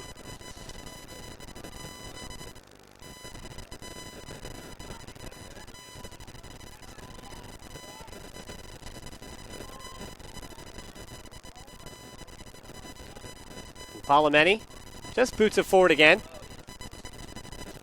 2 black shirts back. As Franco is fouled hard from behind by Piccoli. Franco's a little shaken up here, but back to his feet already. With 29-16 left to play in this second half. And not only the players that Longo has got from Suffolk Community College, again in Fackner, of course, as well as White and Zapata. Another foot race. one that Munoz usually wins. So he's at the corner flag. If there was less than 10 minutes left to play, that'd be something you'd really want to see.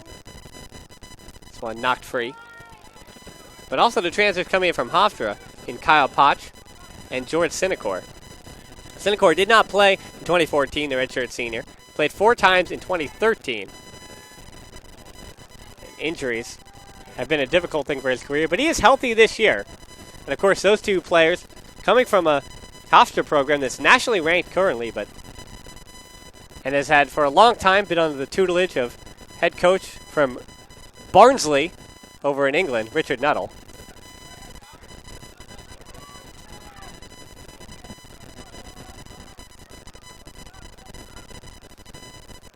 The crossfield pass, just trying to get it out of danger, is going to be Molloy ball on that far side. And believe it or not, Molloy actually have had the bundle of possession since that white card. Excuse me, the red card to white.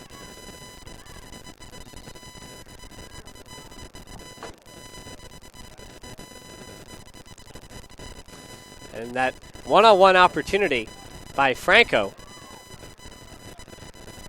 will look back as an important moment in the second half. Whether or not Dominican comes back, because again, Molloy only up by 1 goal and down a man for the next 27-20.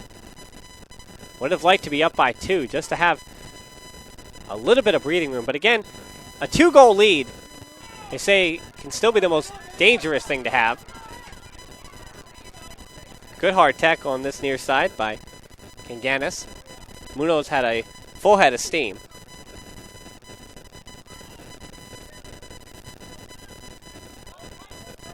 Potch, again chests it down. This one to Munoz.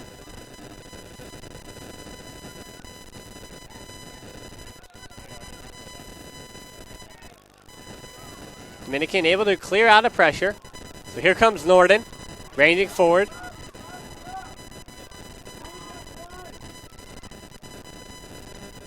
Sinecor able to clear. You can already see from Molloy some tired legs defending. And it's one of the tactical changes is Zapata is now really just standing in front of that back 4.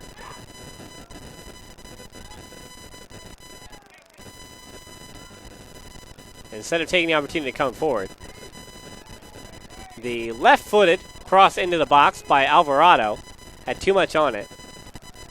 And taken again by Tepedo. With 26 minutes left to play. Francis is back on that sideline with that pace. And also have to remember Francis had a goal last season against Molloy in that 5-0 win. That one won't change this way as Molloy has already scored 2 goals to Dominicans 1. Potch, a physical battle. Junior loses out. Machella tried to step in, but good job by Gutierrez. Spicoli on this near side. Spicoli tries to get in for Gutierrez. Here's Alvarado. That's a hard first touch. And Zapata finally able to win the battle. And this one for Munoz. And just a little bit too far for the sophomore from Hicksville. That battle in midfield by Zapata. Zapata, if he was a smaller player, might have gone to the ground, just like Alvarado did. But Alvarado continued to kick and chip at the heels of Zapata. But again, kept his footing. The official just let things play. Didn't punish Zapata for having a good 5 inches on Alvarado. Gutierrez takes a seat after that last offensive attempt. And Francis now is going to occupy more of a center forward role. The cross into the box, just over the head of Piccoli. He did get a little bit of a touch onto it, but it's a goal kick nonetheless from Molloy. Chloe will take his first seat today, and Daniel Mans, the senior from Blessed Sacrament State, will see his first action at the right back position. And immediately gets a First touch to the ball, a header, and another header again for Mans.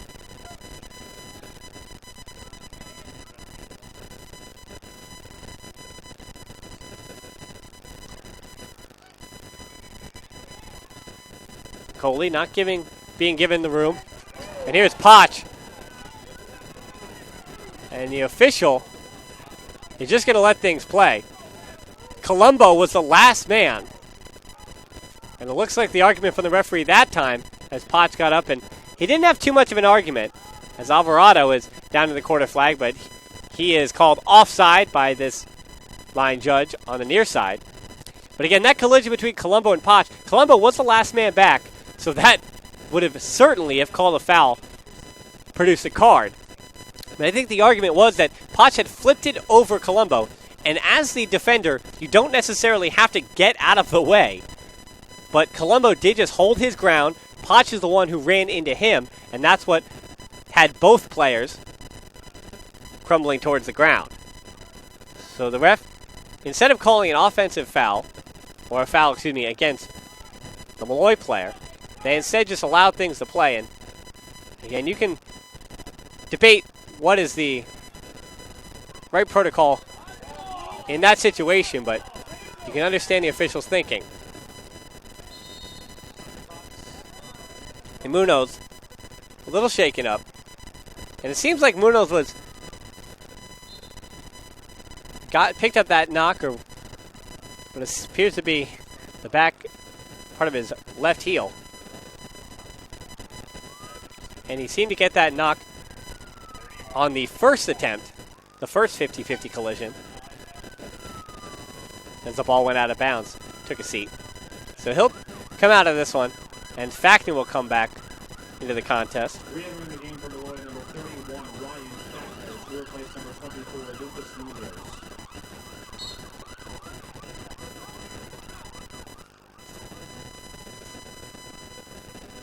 For Munoz, who came out on this near side, that's a long way over to the Molloy bench.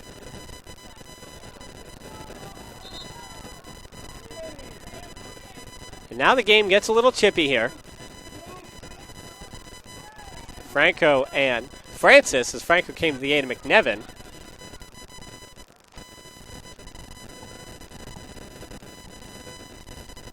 Senecor continues to be there to head things clear.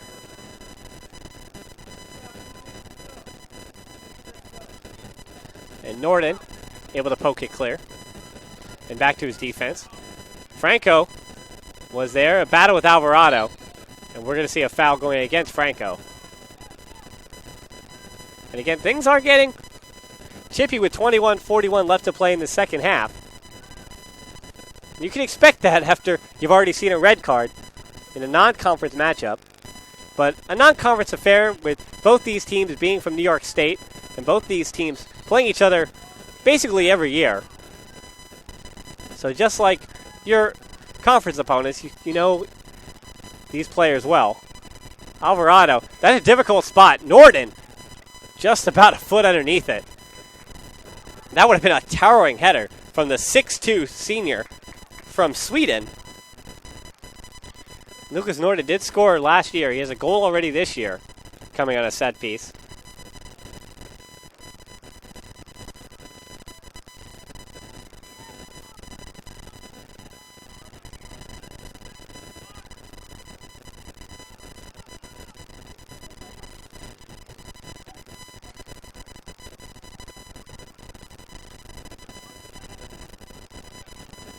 Norden's on the ball now. Heavy touch by Mans. And Fackner clears.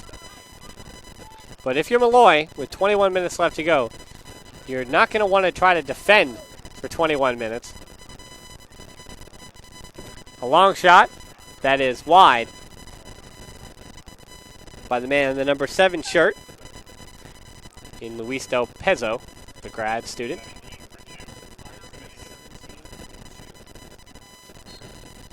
Flores goes and takes a seat, and after a quick rest,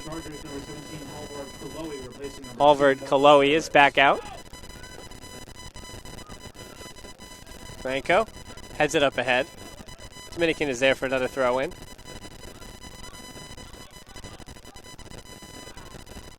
can see the long throw-in capability the Mans gives you.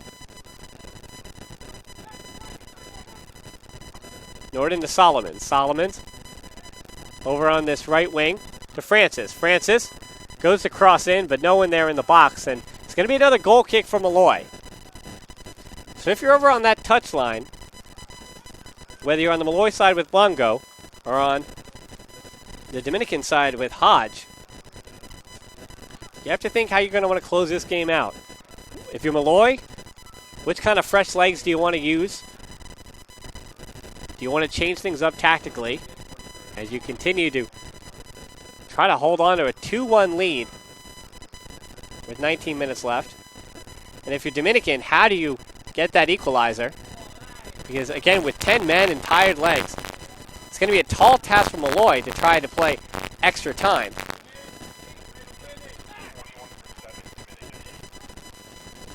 Alvarado passed a number of white shirts. Frees up Del Pezzo. Del Pezzo. It hit a white shirt initially, but grabbing both the shot and the rebound was Tepetto.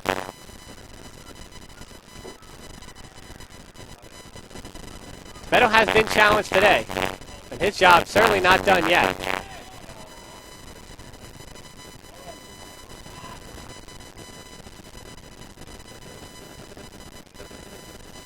And after all those 50-50 balls, Potts able to win it from Molloy.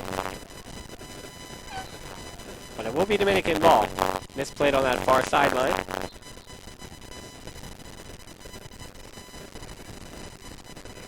Two more Dominican subs. The big tactical change that Dominican has done is they've switched the position of two Swedish players. Colombo's the one who's now back in central defense.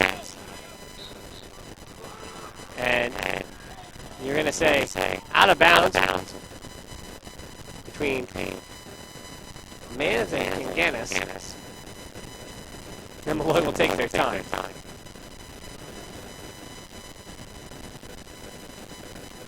Mans headed out of bounds. It's going to remain Molloy ball. And you can see instead of running up, they're all going to take their time. And James Gregson has also come back into this one. He didn't have much of a role to play in that first half. Again, the junior midfielder from Topeka. He does have a goal already this season. One of Dominican's 3 goals. That will be a Molloy free kick. And this is kind of the painstaking, unaesthetically pleasing brand of soccer that Molloy would like to play with a man down. Force Dominican to concede some fouls. Take your time. Again, no extra time is added on, like in a professional game. Or even in high school ball. And there will be a corner there. It went off a black shirt. Will be taken by Palomeni.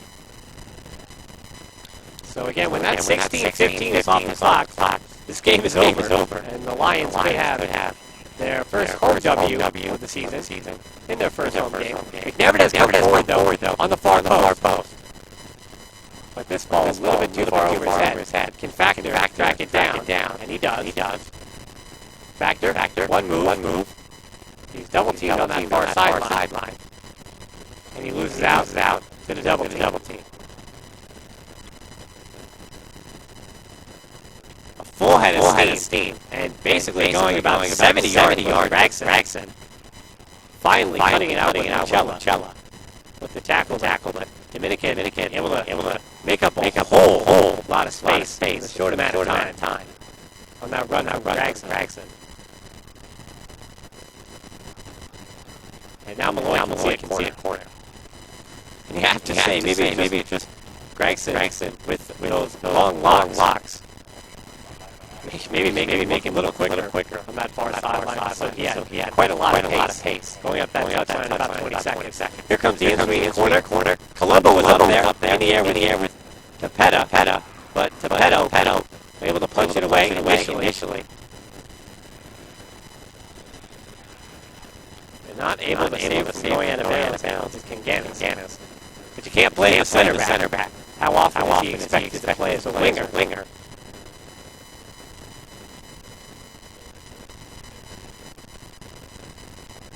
Backner. And he loses possession. But for Molloy, especially the attackers, you can see the frustration of both Potch and Backner. Now, after White got that red card, every time they touch the ball, there's two black shirts around them.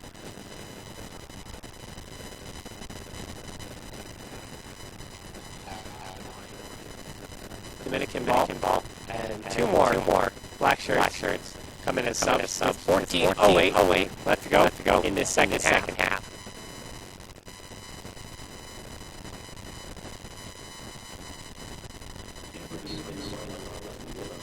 And coming in, seeing his first action today, the senior from Shelton, Connecticut, Nicholas Villa.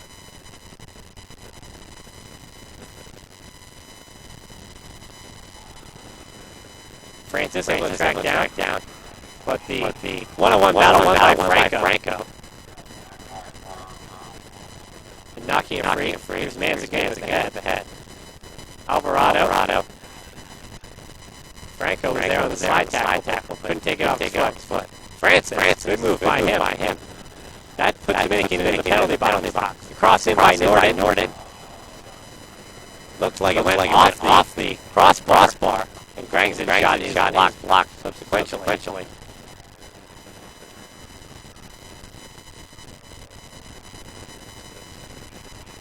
What a flurry of events there. Norden seemed to almost get caught up in the lights as it hit both the connection to Betta's hand or the top crossbar. It was seemingly a cross intended for the far post. And this one goes out of bounds. I'm going to say it's another corner for Dominican. So Potch is the only man in the backfield for Molloy. Colombo's going to come back up.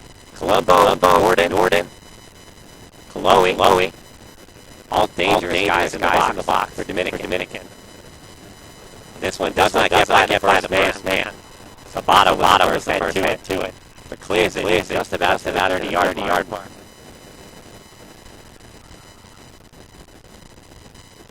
Pezzo keeps things in bounds. Braxton. And he is tackled with the same play on. And Jimenez has had his right side overloaded.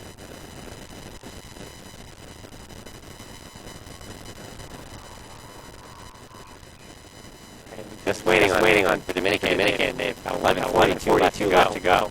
As it's all goes off Francis. Michelle was there. Sabatic could not seem to clear. And this one blocked. Dominican wants the handball. Official again. Keeping the whistle silent. Now this time he says it's going to go Molloy's way. Mans was there on the tackle. Franco picks up possession from Molloy. For Dominican, they still have about 11 minutes to go, so they will continue to put pressure on Molloy. Thinking, you have to think that again in the mind of Hodge. What kind of substitutes we have waiting on that bench, fresh legs for Dominican to make that final charge.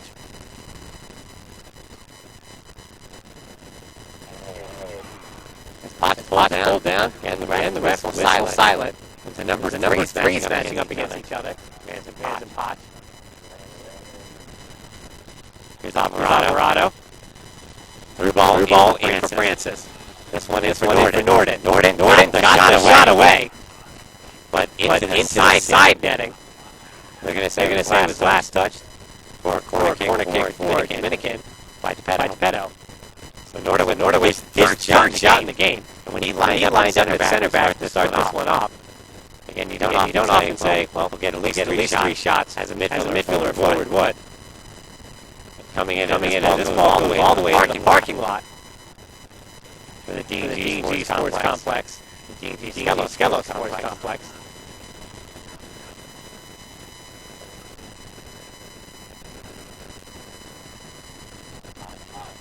It was Chloe. Was it on that one for the goal kick from Molloy. We're under 10 to play. Molloy, again, with 10 men up 2-1 with two first half goals. Alvarado for Dominican opened up the scoring. But there was an answer soon. by both Munoz and Pop. And Pop was the one who had the what could be a game-winning goal if it stays this way. Then here in the second half, just about 10 minutes in, it was the ECC Offensive Player of the Week who picked up a red card. So Molloy has spent much of the second half defending. Hands to that tricky midfielder, Alvarado. He crosses the ball over. And trying to keep it in bounds was Jimenez. And Jimenez, and he does just that. The cross and attempting to header in with Mamila. The senior, and this one wide. 8:43 left to go. Dominican, you're starting to rue all those chances you've had on set pieces. You've had some good attempts, but just nothing that's been able to get into the back of the net. Franco. Forward for Fackner. And Fackner playing on the back of Mans. He's one-on-one as well. And Fackner able to score and put Molloy up 3-1. 8:14 left to go in this game, and Fackner could have sealed the deal for this first home W for Molloy.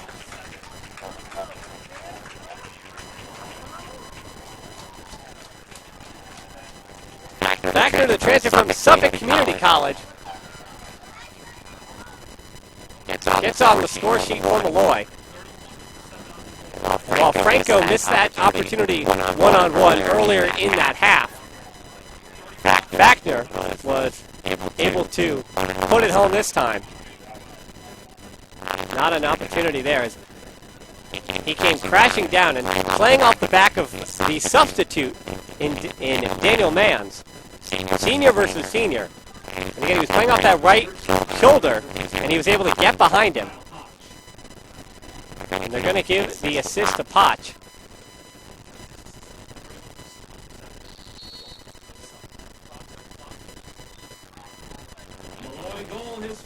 Correction. Franco is going to pick up his second assist of the day. And Potch is the one who is substituted out. And now Brennan, as we spoke about in the first half, he played forward in that first, but he'll be coming on as an extra defender just to try to seal this one out. McNevin parlays it partially. Now here's another foot race between Fackner and Colombo, but Colombo had plenty of room on him.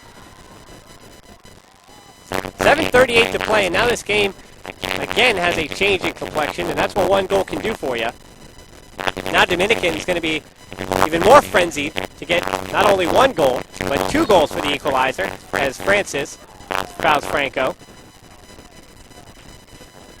And Franco, you can see, the redshirt senior midfielder, he's got some tired legs, but there's only 7:13 left. He continues to win free kicks from Molloy, and when he's asked to do his offensive duty, he picked up his second assist, as Fackner had the goal.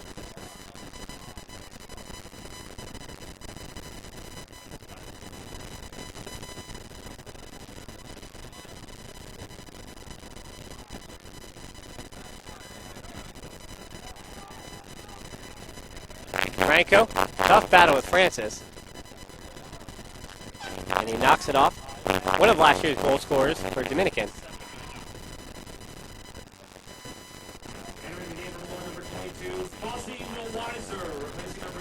And seeing his first time this year, sophomore midfielder, Fazio Weiser, number 22. And Franco does take a seat. Good piece of work from him today. Absolutely a candidate for player of the game. We will have a goal kick with 6:10 left to play.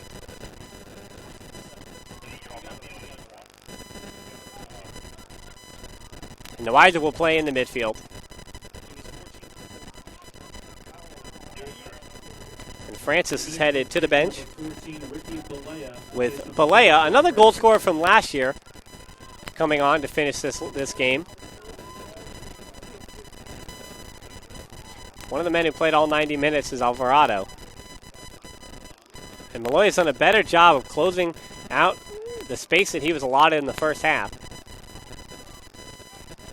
And Brennan misplayed, just partially. Weiser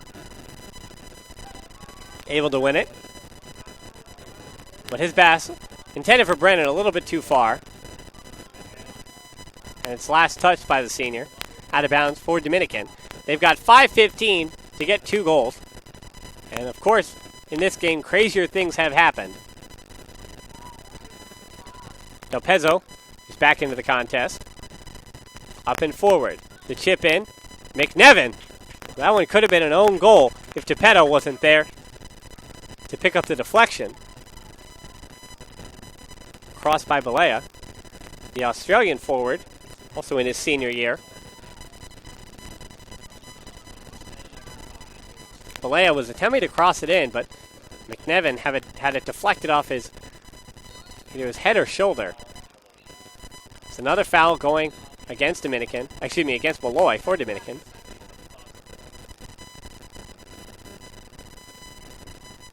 We'll see who's down here. It was Jimenez, excuse me.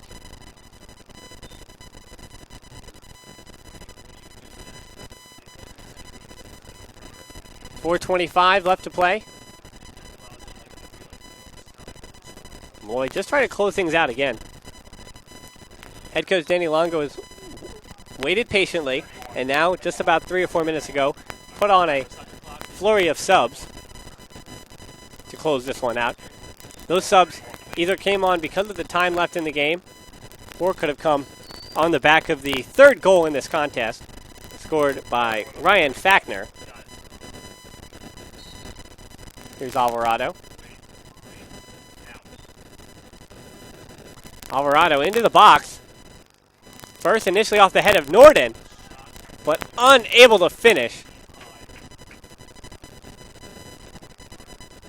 And that appeared to be Kaloe who was in there.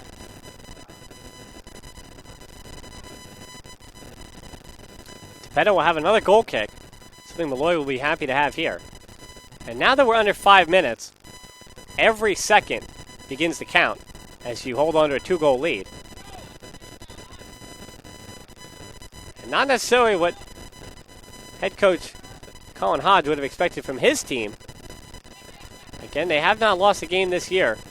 If they lose here, they'll drop to 0-5. That would be the worst start under Hodge by a good margin. Foot race. That is won by the goalkeeper. Fackner was unable to get there in time, and Hegner able to clear. Alvarado picked up again. And what does the diminutive midfielder have up his sleeve before this one is done and dusted? He's hoping he either can help with 2 goals with 3:14 left to play. But Dominican's time is slowly slowing down. They won't have just one final charge, but instead the charges will have 2. Brennan, the header back to the back line of the Chargers. Palomeni.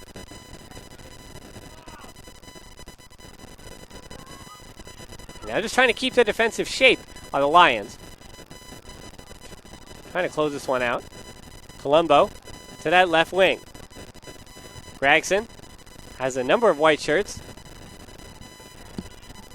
who were there to knock it out of bounds with 2:30 left to play. Trying to get one back. Here's Colombo.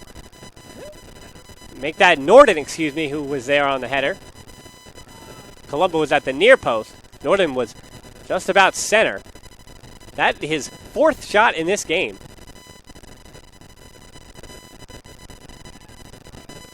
And with 2 minutes left to go, the body language changing a little bit for the Chargers.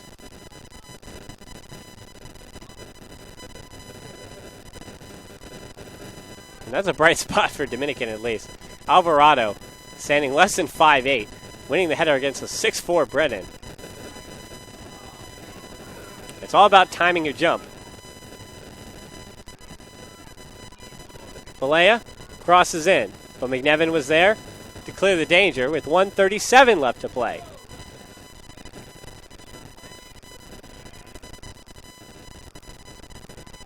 Alvarado taken off the ball by Zabata. And now taking it on this near side. You're going to say it was last touch by Neuweiser. There's 1:13 left to go. Dominican seems to have run out of time. And we are in the final minute. As well, again, we'll break this contest down in the post-game show and look ahead to Queens College up on Saturday. As Fackner was there again to put pressure on the back line with 45 seconds left. But more importantly for Dominican, they only have now 2 games to pick up a win before the bulk of conference season starts, but a little different than Molloy, who are opening up the ECC slate on Saturday. Dominican already has conceded a loss to Georgian Court in the conference. 20 seconds left. And the offside flag is up by the near side official. So with 8 seconds left, hugs all around for the white shirts of the Molloy Lions men's soccer team as they win their first contest of the season here at the D&G Sports Complex. And they move to 3-1 as Dominican fall to 0-5 after the 3-1 final. Molloy Lions over the Dominican College Chargers. We'll break it all down coming up in the postgame show. Again, you're listening to Molloy Lions men's soccer on MolloyLions.com. MolloyLions.com is your official online home for Molloy College athletics. Game recaps, highlights, stats, exclusive stories and interviews, and much, much more. All on your online home for Molloy College athletics, www.MolloyLions.com.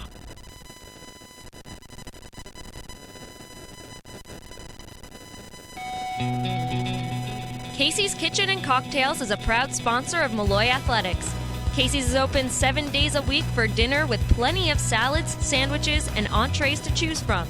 Casey's is also open for lunch Thursday through Sunday and for Sunday brunch. On the go, takeout is available, plus on-site and off-premise catering to suit all of your catering needs. And now through October, Casey's Rooftop Bar, Rooftop 32, is open for dining. Plus, you can receive a 10% discount with a Lions Land Card. All at Casey's Kitchen and Cocktails, 23 North Park Avenue in Rockville Center.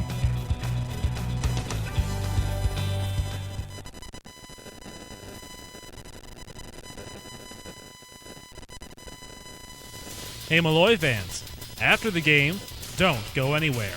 Stats, analysis, and interviews are right around the corner on the Molloy Lions postgame show.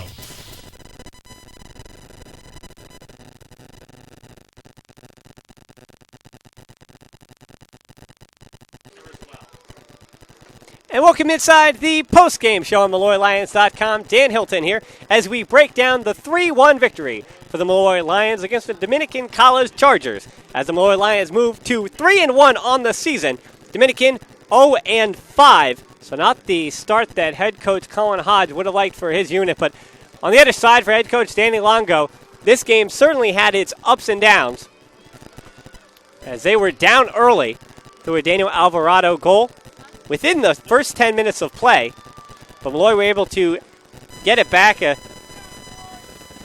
number of skillful moves by midfielder Lester Franco, and the 1-2 with Lucas Munoz, the winger from the sophomore from Hicksville, as he was able to find the back of the net with the right foot finish on the near post. So that was tied at 1-1, and then just about 15 minutes later, Kyle Potts, the junior transfer from Hofstra, was able to slot home in a melee on a free kick. So even though the ECC Offensive Player of the Week in Mosiah White picked up his marching orders in the second half of action, and he will miss the Queens College ECC opener this coming Saturday, he still does pick up another point this week, his second assist of the season.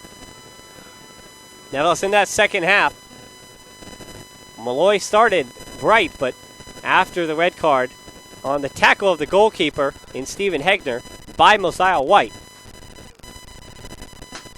Lucas Norden and company for the Chargers took the majority of possession. And with that possession, they were able to get a number of shots off, but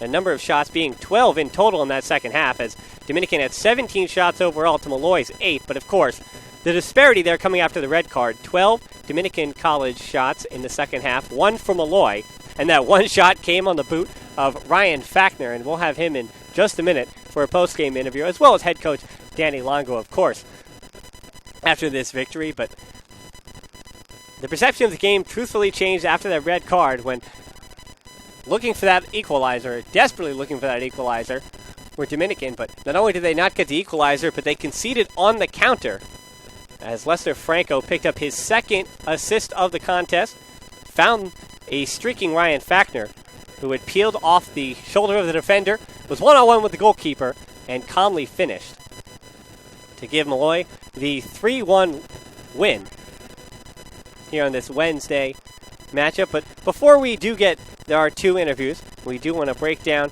this opening ECC matchup, which we played in Flushing, New York, just about 20-25 minutes down the road. That's westbound towards Queens. And that is Queens College. The Knights, of course, starting this season 0-3 with losses to Philadelphia. And that's only a 1-0 loss, as well as Felician. And that was a 3-1 defeat. And St. Anselm, and that was a 3-2 loss. So 2 one-goal losses so far this year for Queens College. And you have to think with these two units being picked in just about the halfway point of the conference selections in the preseason picks. Molloy picked 6th, and Queens picked 8th. LIU Post was picked 1st overall, NYT 2nd, Dowling 3rd, and tied for 4th were Bridgeport and the District of Columbia. But Molloy picked 6th in the preseason polls.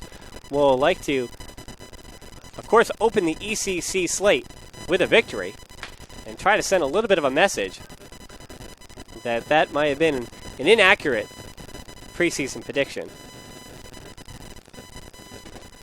As far as the corner kicks tonight, Dominican had more of those, and that was 6-2, the disparity. Saved by period, Molloy with 4, and Dominican with 1. And of course, you always have to put an asterisk next to some of these statistics. As yes, Molloy was outshot 12-1 in that second half, but they were playing with one less body on the field. But still, Steven Tepetto, who will continue to improve throughout the season, as again, this is his first goal between the post. His first season, in goal and between the posts for Molloy, as he did not play last year in his second year.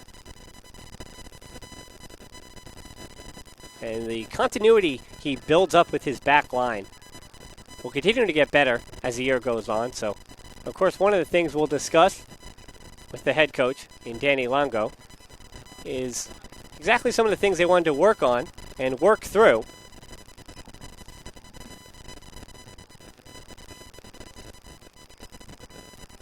in its non-conference slate.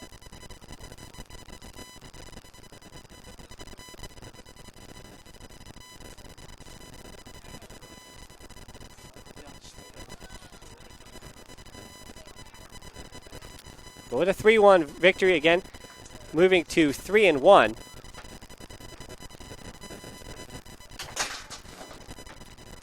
But again, the goal scored this afternoon, and this evening, should I say, by Lucas Munoz, as well as Kyle Potch and Ryan Fackner. And two of those those assists, should I say, by Lester Franco. And speaking of Ryan Fackner, we do have the senior forward here now. And Ryan, the opening question. So this one, an up and down game where you guys were down early. You came back 2-1 at halftime. And then the red card just changed the game. So how good to be able to get that 3-1 and win it yourself and win the opportunity to W. Great. We worked hard down there trying to get the last goal kind of sealed away. We knew it was a race to one. Coach says that every time we go up one goal, and we knew it was big tonight because we went down and we know that we got a lot of energy off that. Now, of course, you're used to looking at it, for instance, they start a game, that sophomore from Dixon, who knows how good is he in this? We say his season home debut isn't what everybody else, but how good was he, especially that old. He was great. He was all over the place. He was working very hard. I think I've ever seen him play. He created a lot of ball. When he went down, he was a big. Someone had to step on stage, and I was glad I could do it.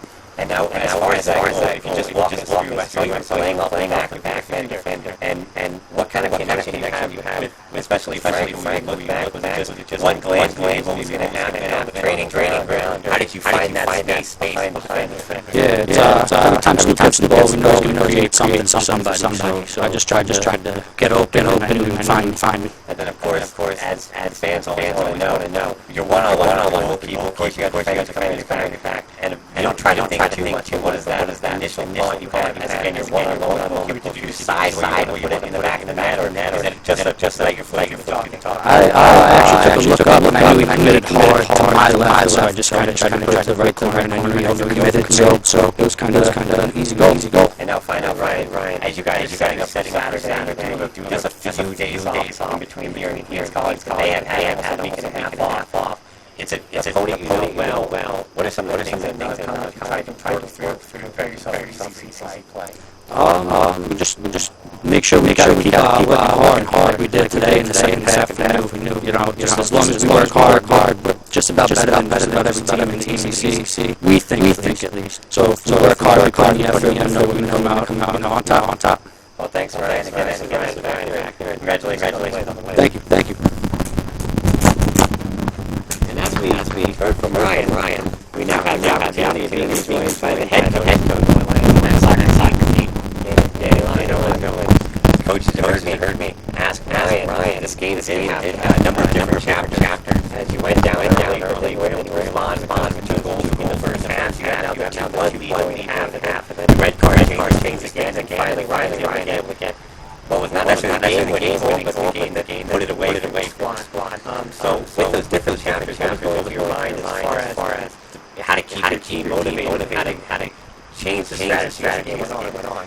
I think I remained pretty calm. I think my assistant surprised because I'm a little bit of a maniac. I just felt I told them that if I go crazy, the kid's going to go crazy. So I tried to stay calm. Knowing that I think that's what we needed to do. Relax a little bit, knowing that they had to play in the second half. Unfortunately, you go to these things in training. You go down and see how you respond. That's not the way I wanted to respond. We just sat back, closed and defended. I think we played the way we did at 11. I think I would have done a lot better. But taking it at this point. And now looking at some of the players, again, this was the first game at home this season, but a player who had the opening goal, you guys please knows how good was that winger today, the sophomore from Dixon. Not only getting the goal, but working hard to continue to press and put pressure back. Yeah, he did a good job. Some days I wanted to kill it like 30 seconds into the team. He should have let him right in and put the game away. So the college could have done against the other day. We come out flying. I think teams have to worry about that. We just got to put it away. But overall, it was battle. He did good fouls. I've been all over about that. But he had a tremendous game. He did a great ball away. He has a view from here. And I could have a couple more because he was a lot of damage. And as far as breaking down that final goal, Brian back in the score, was that for you, or especially on the counter part of that game plan? Yeah, I mean, it got so like that Ryan, because Lucas is hurt, and Ryan's running around, there's a lot of trouble, he's got a throw in, he's got a couple of different things that he helps us on, and his work is tremendous. And the biggest thing is he has an opportunity to put it away, so he got that one chance, for a kid that doesn't look that fast, he's got some pace on him. He got the defender, and I was pretty confident he could put it away. You look at the box score at the end of the day, we got a shot 12-1 in the second half. One we took, want to count it. And not both maybe a negative and a positive factor. Able to looking at Collins on Saturday, that red won't be able to be easy offensive play. Won't be in that matchup. But factor, get that goal now. Have confidence going into that Collins matchup. Would you say that could be the best case scenario after a red card night? Yeah, I think so. Rice a beast, and that's on that field. His low and his tough. He battles. He's good as well. That's his type of game. He's a gritty, tough kid. So I think that'll benefit us in certain ways. Obviously, always because arguably one of the best players in the conference when he's on his game. But yeah, it'll benefit Ryan because Ryan's now confident. He's a senior. He's played a lot of minutes over the last 3 years. So let's hope it works. And at the end of the day on Saturday, 4-1. That's what we're looking to do. And now finally, of course, you just said, looking ahead against easy play on the road against a known commodity rival. But some of the things you're working through in the non-conference against your teams where you at least like the ECC. I've said this before. I mean, the crazy obviously coaching 2 teams. The women's game is more about working through the non-conference to get into conference. For us to get to the NCAA tournament, we need to get into the conference playoffs and be a top 4 team and win 2 games to get to the dance, which is what we're all trying to do. On the men's program, every game is the same. It's non-conference or in-conference. For the simple fact that if you want to get to the dance, you got to have a very, very good regular and maximum as you can have pretty much. So for us, we feel we're as good as any team in the region. And I said that from the get-go, and I'm not trying to be arrogant. I really believe that. I think we're a solid side, and when everyone else is our way, we're a good side. So not that we don't do anything different. I just think that we come out every game to win. We can't have a loss tonight. They're all in full, whether or not they're a good side or not. I think they are. Coach Hodge, is a good friend of mine. He's a great coach. They're going to win a lot of games. Whether or not they're all in 5-9. As long as they stay positive, they're going to win a lot of games. We step into every game, and we got to win. It's as simple as that. And like I tell these guys, you win and go home. It doesn't matter how pretty it is. Today wasn't pretty, but we got it done. Thanks, Coach. Again, your team win 3-1 today. 3-1 season as well. Congratulations. Thank you. Appreciate it. Again, go ahead. As you mentioned, head coach Danny Longo. Again, that will wrap it up here at the D&G Sports, the D&G Sports Complex. Again, the final Molloy 3, Dominican 1. As Molloy moves to 3-1 on the season, as they prepare and set up for a Saturday ECC matchup against Queens College. Well, for myself, and everybody else involved, again, enjoy your Wednesday night as we look ahead to the start of ECC play.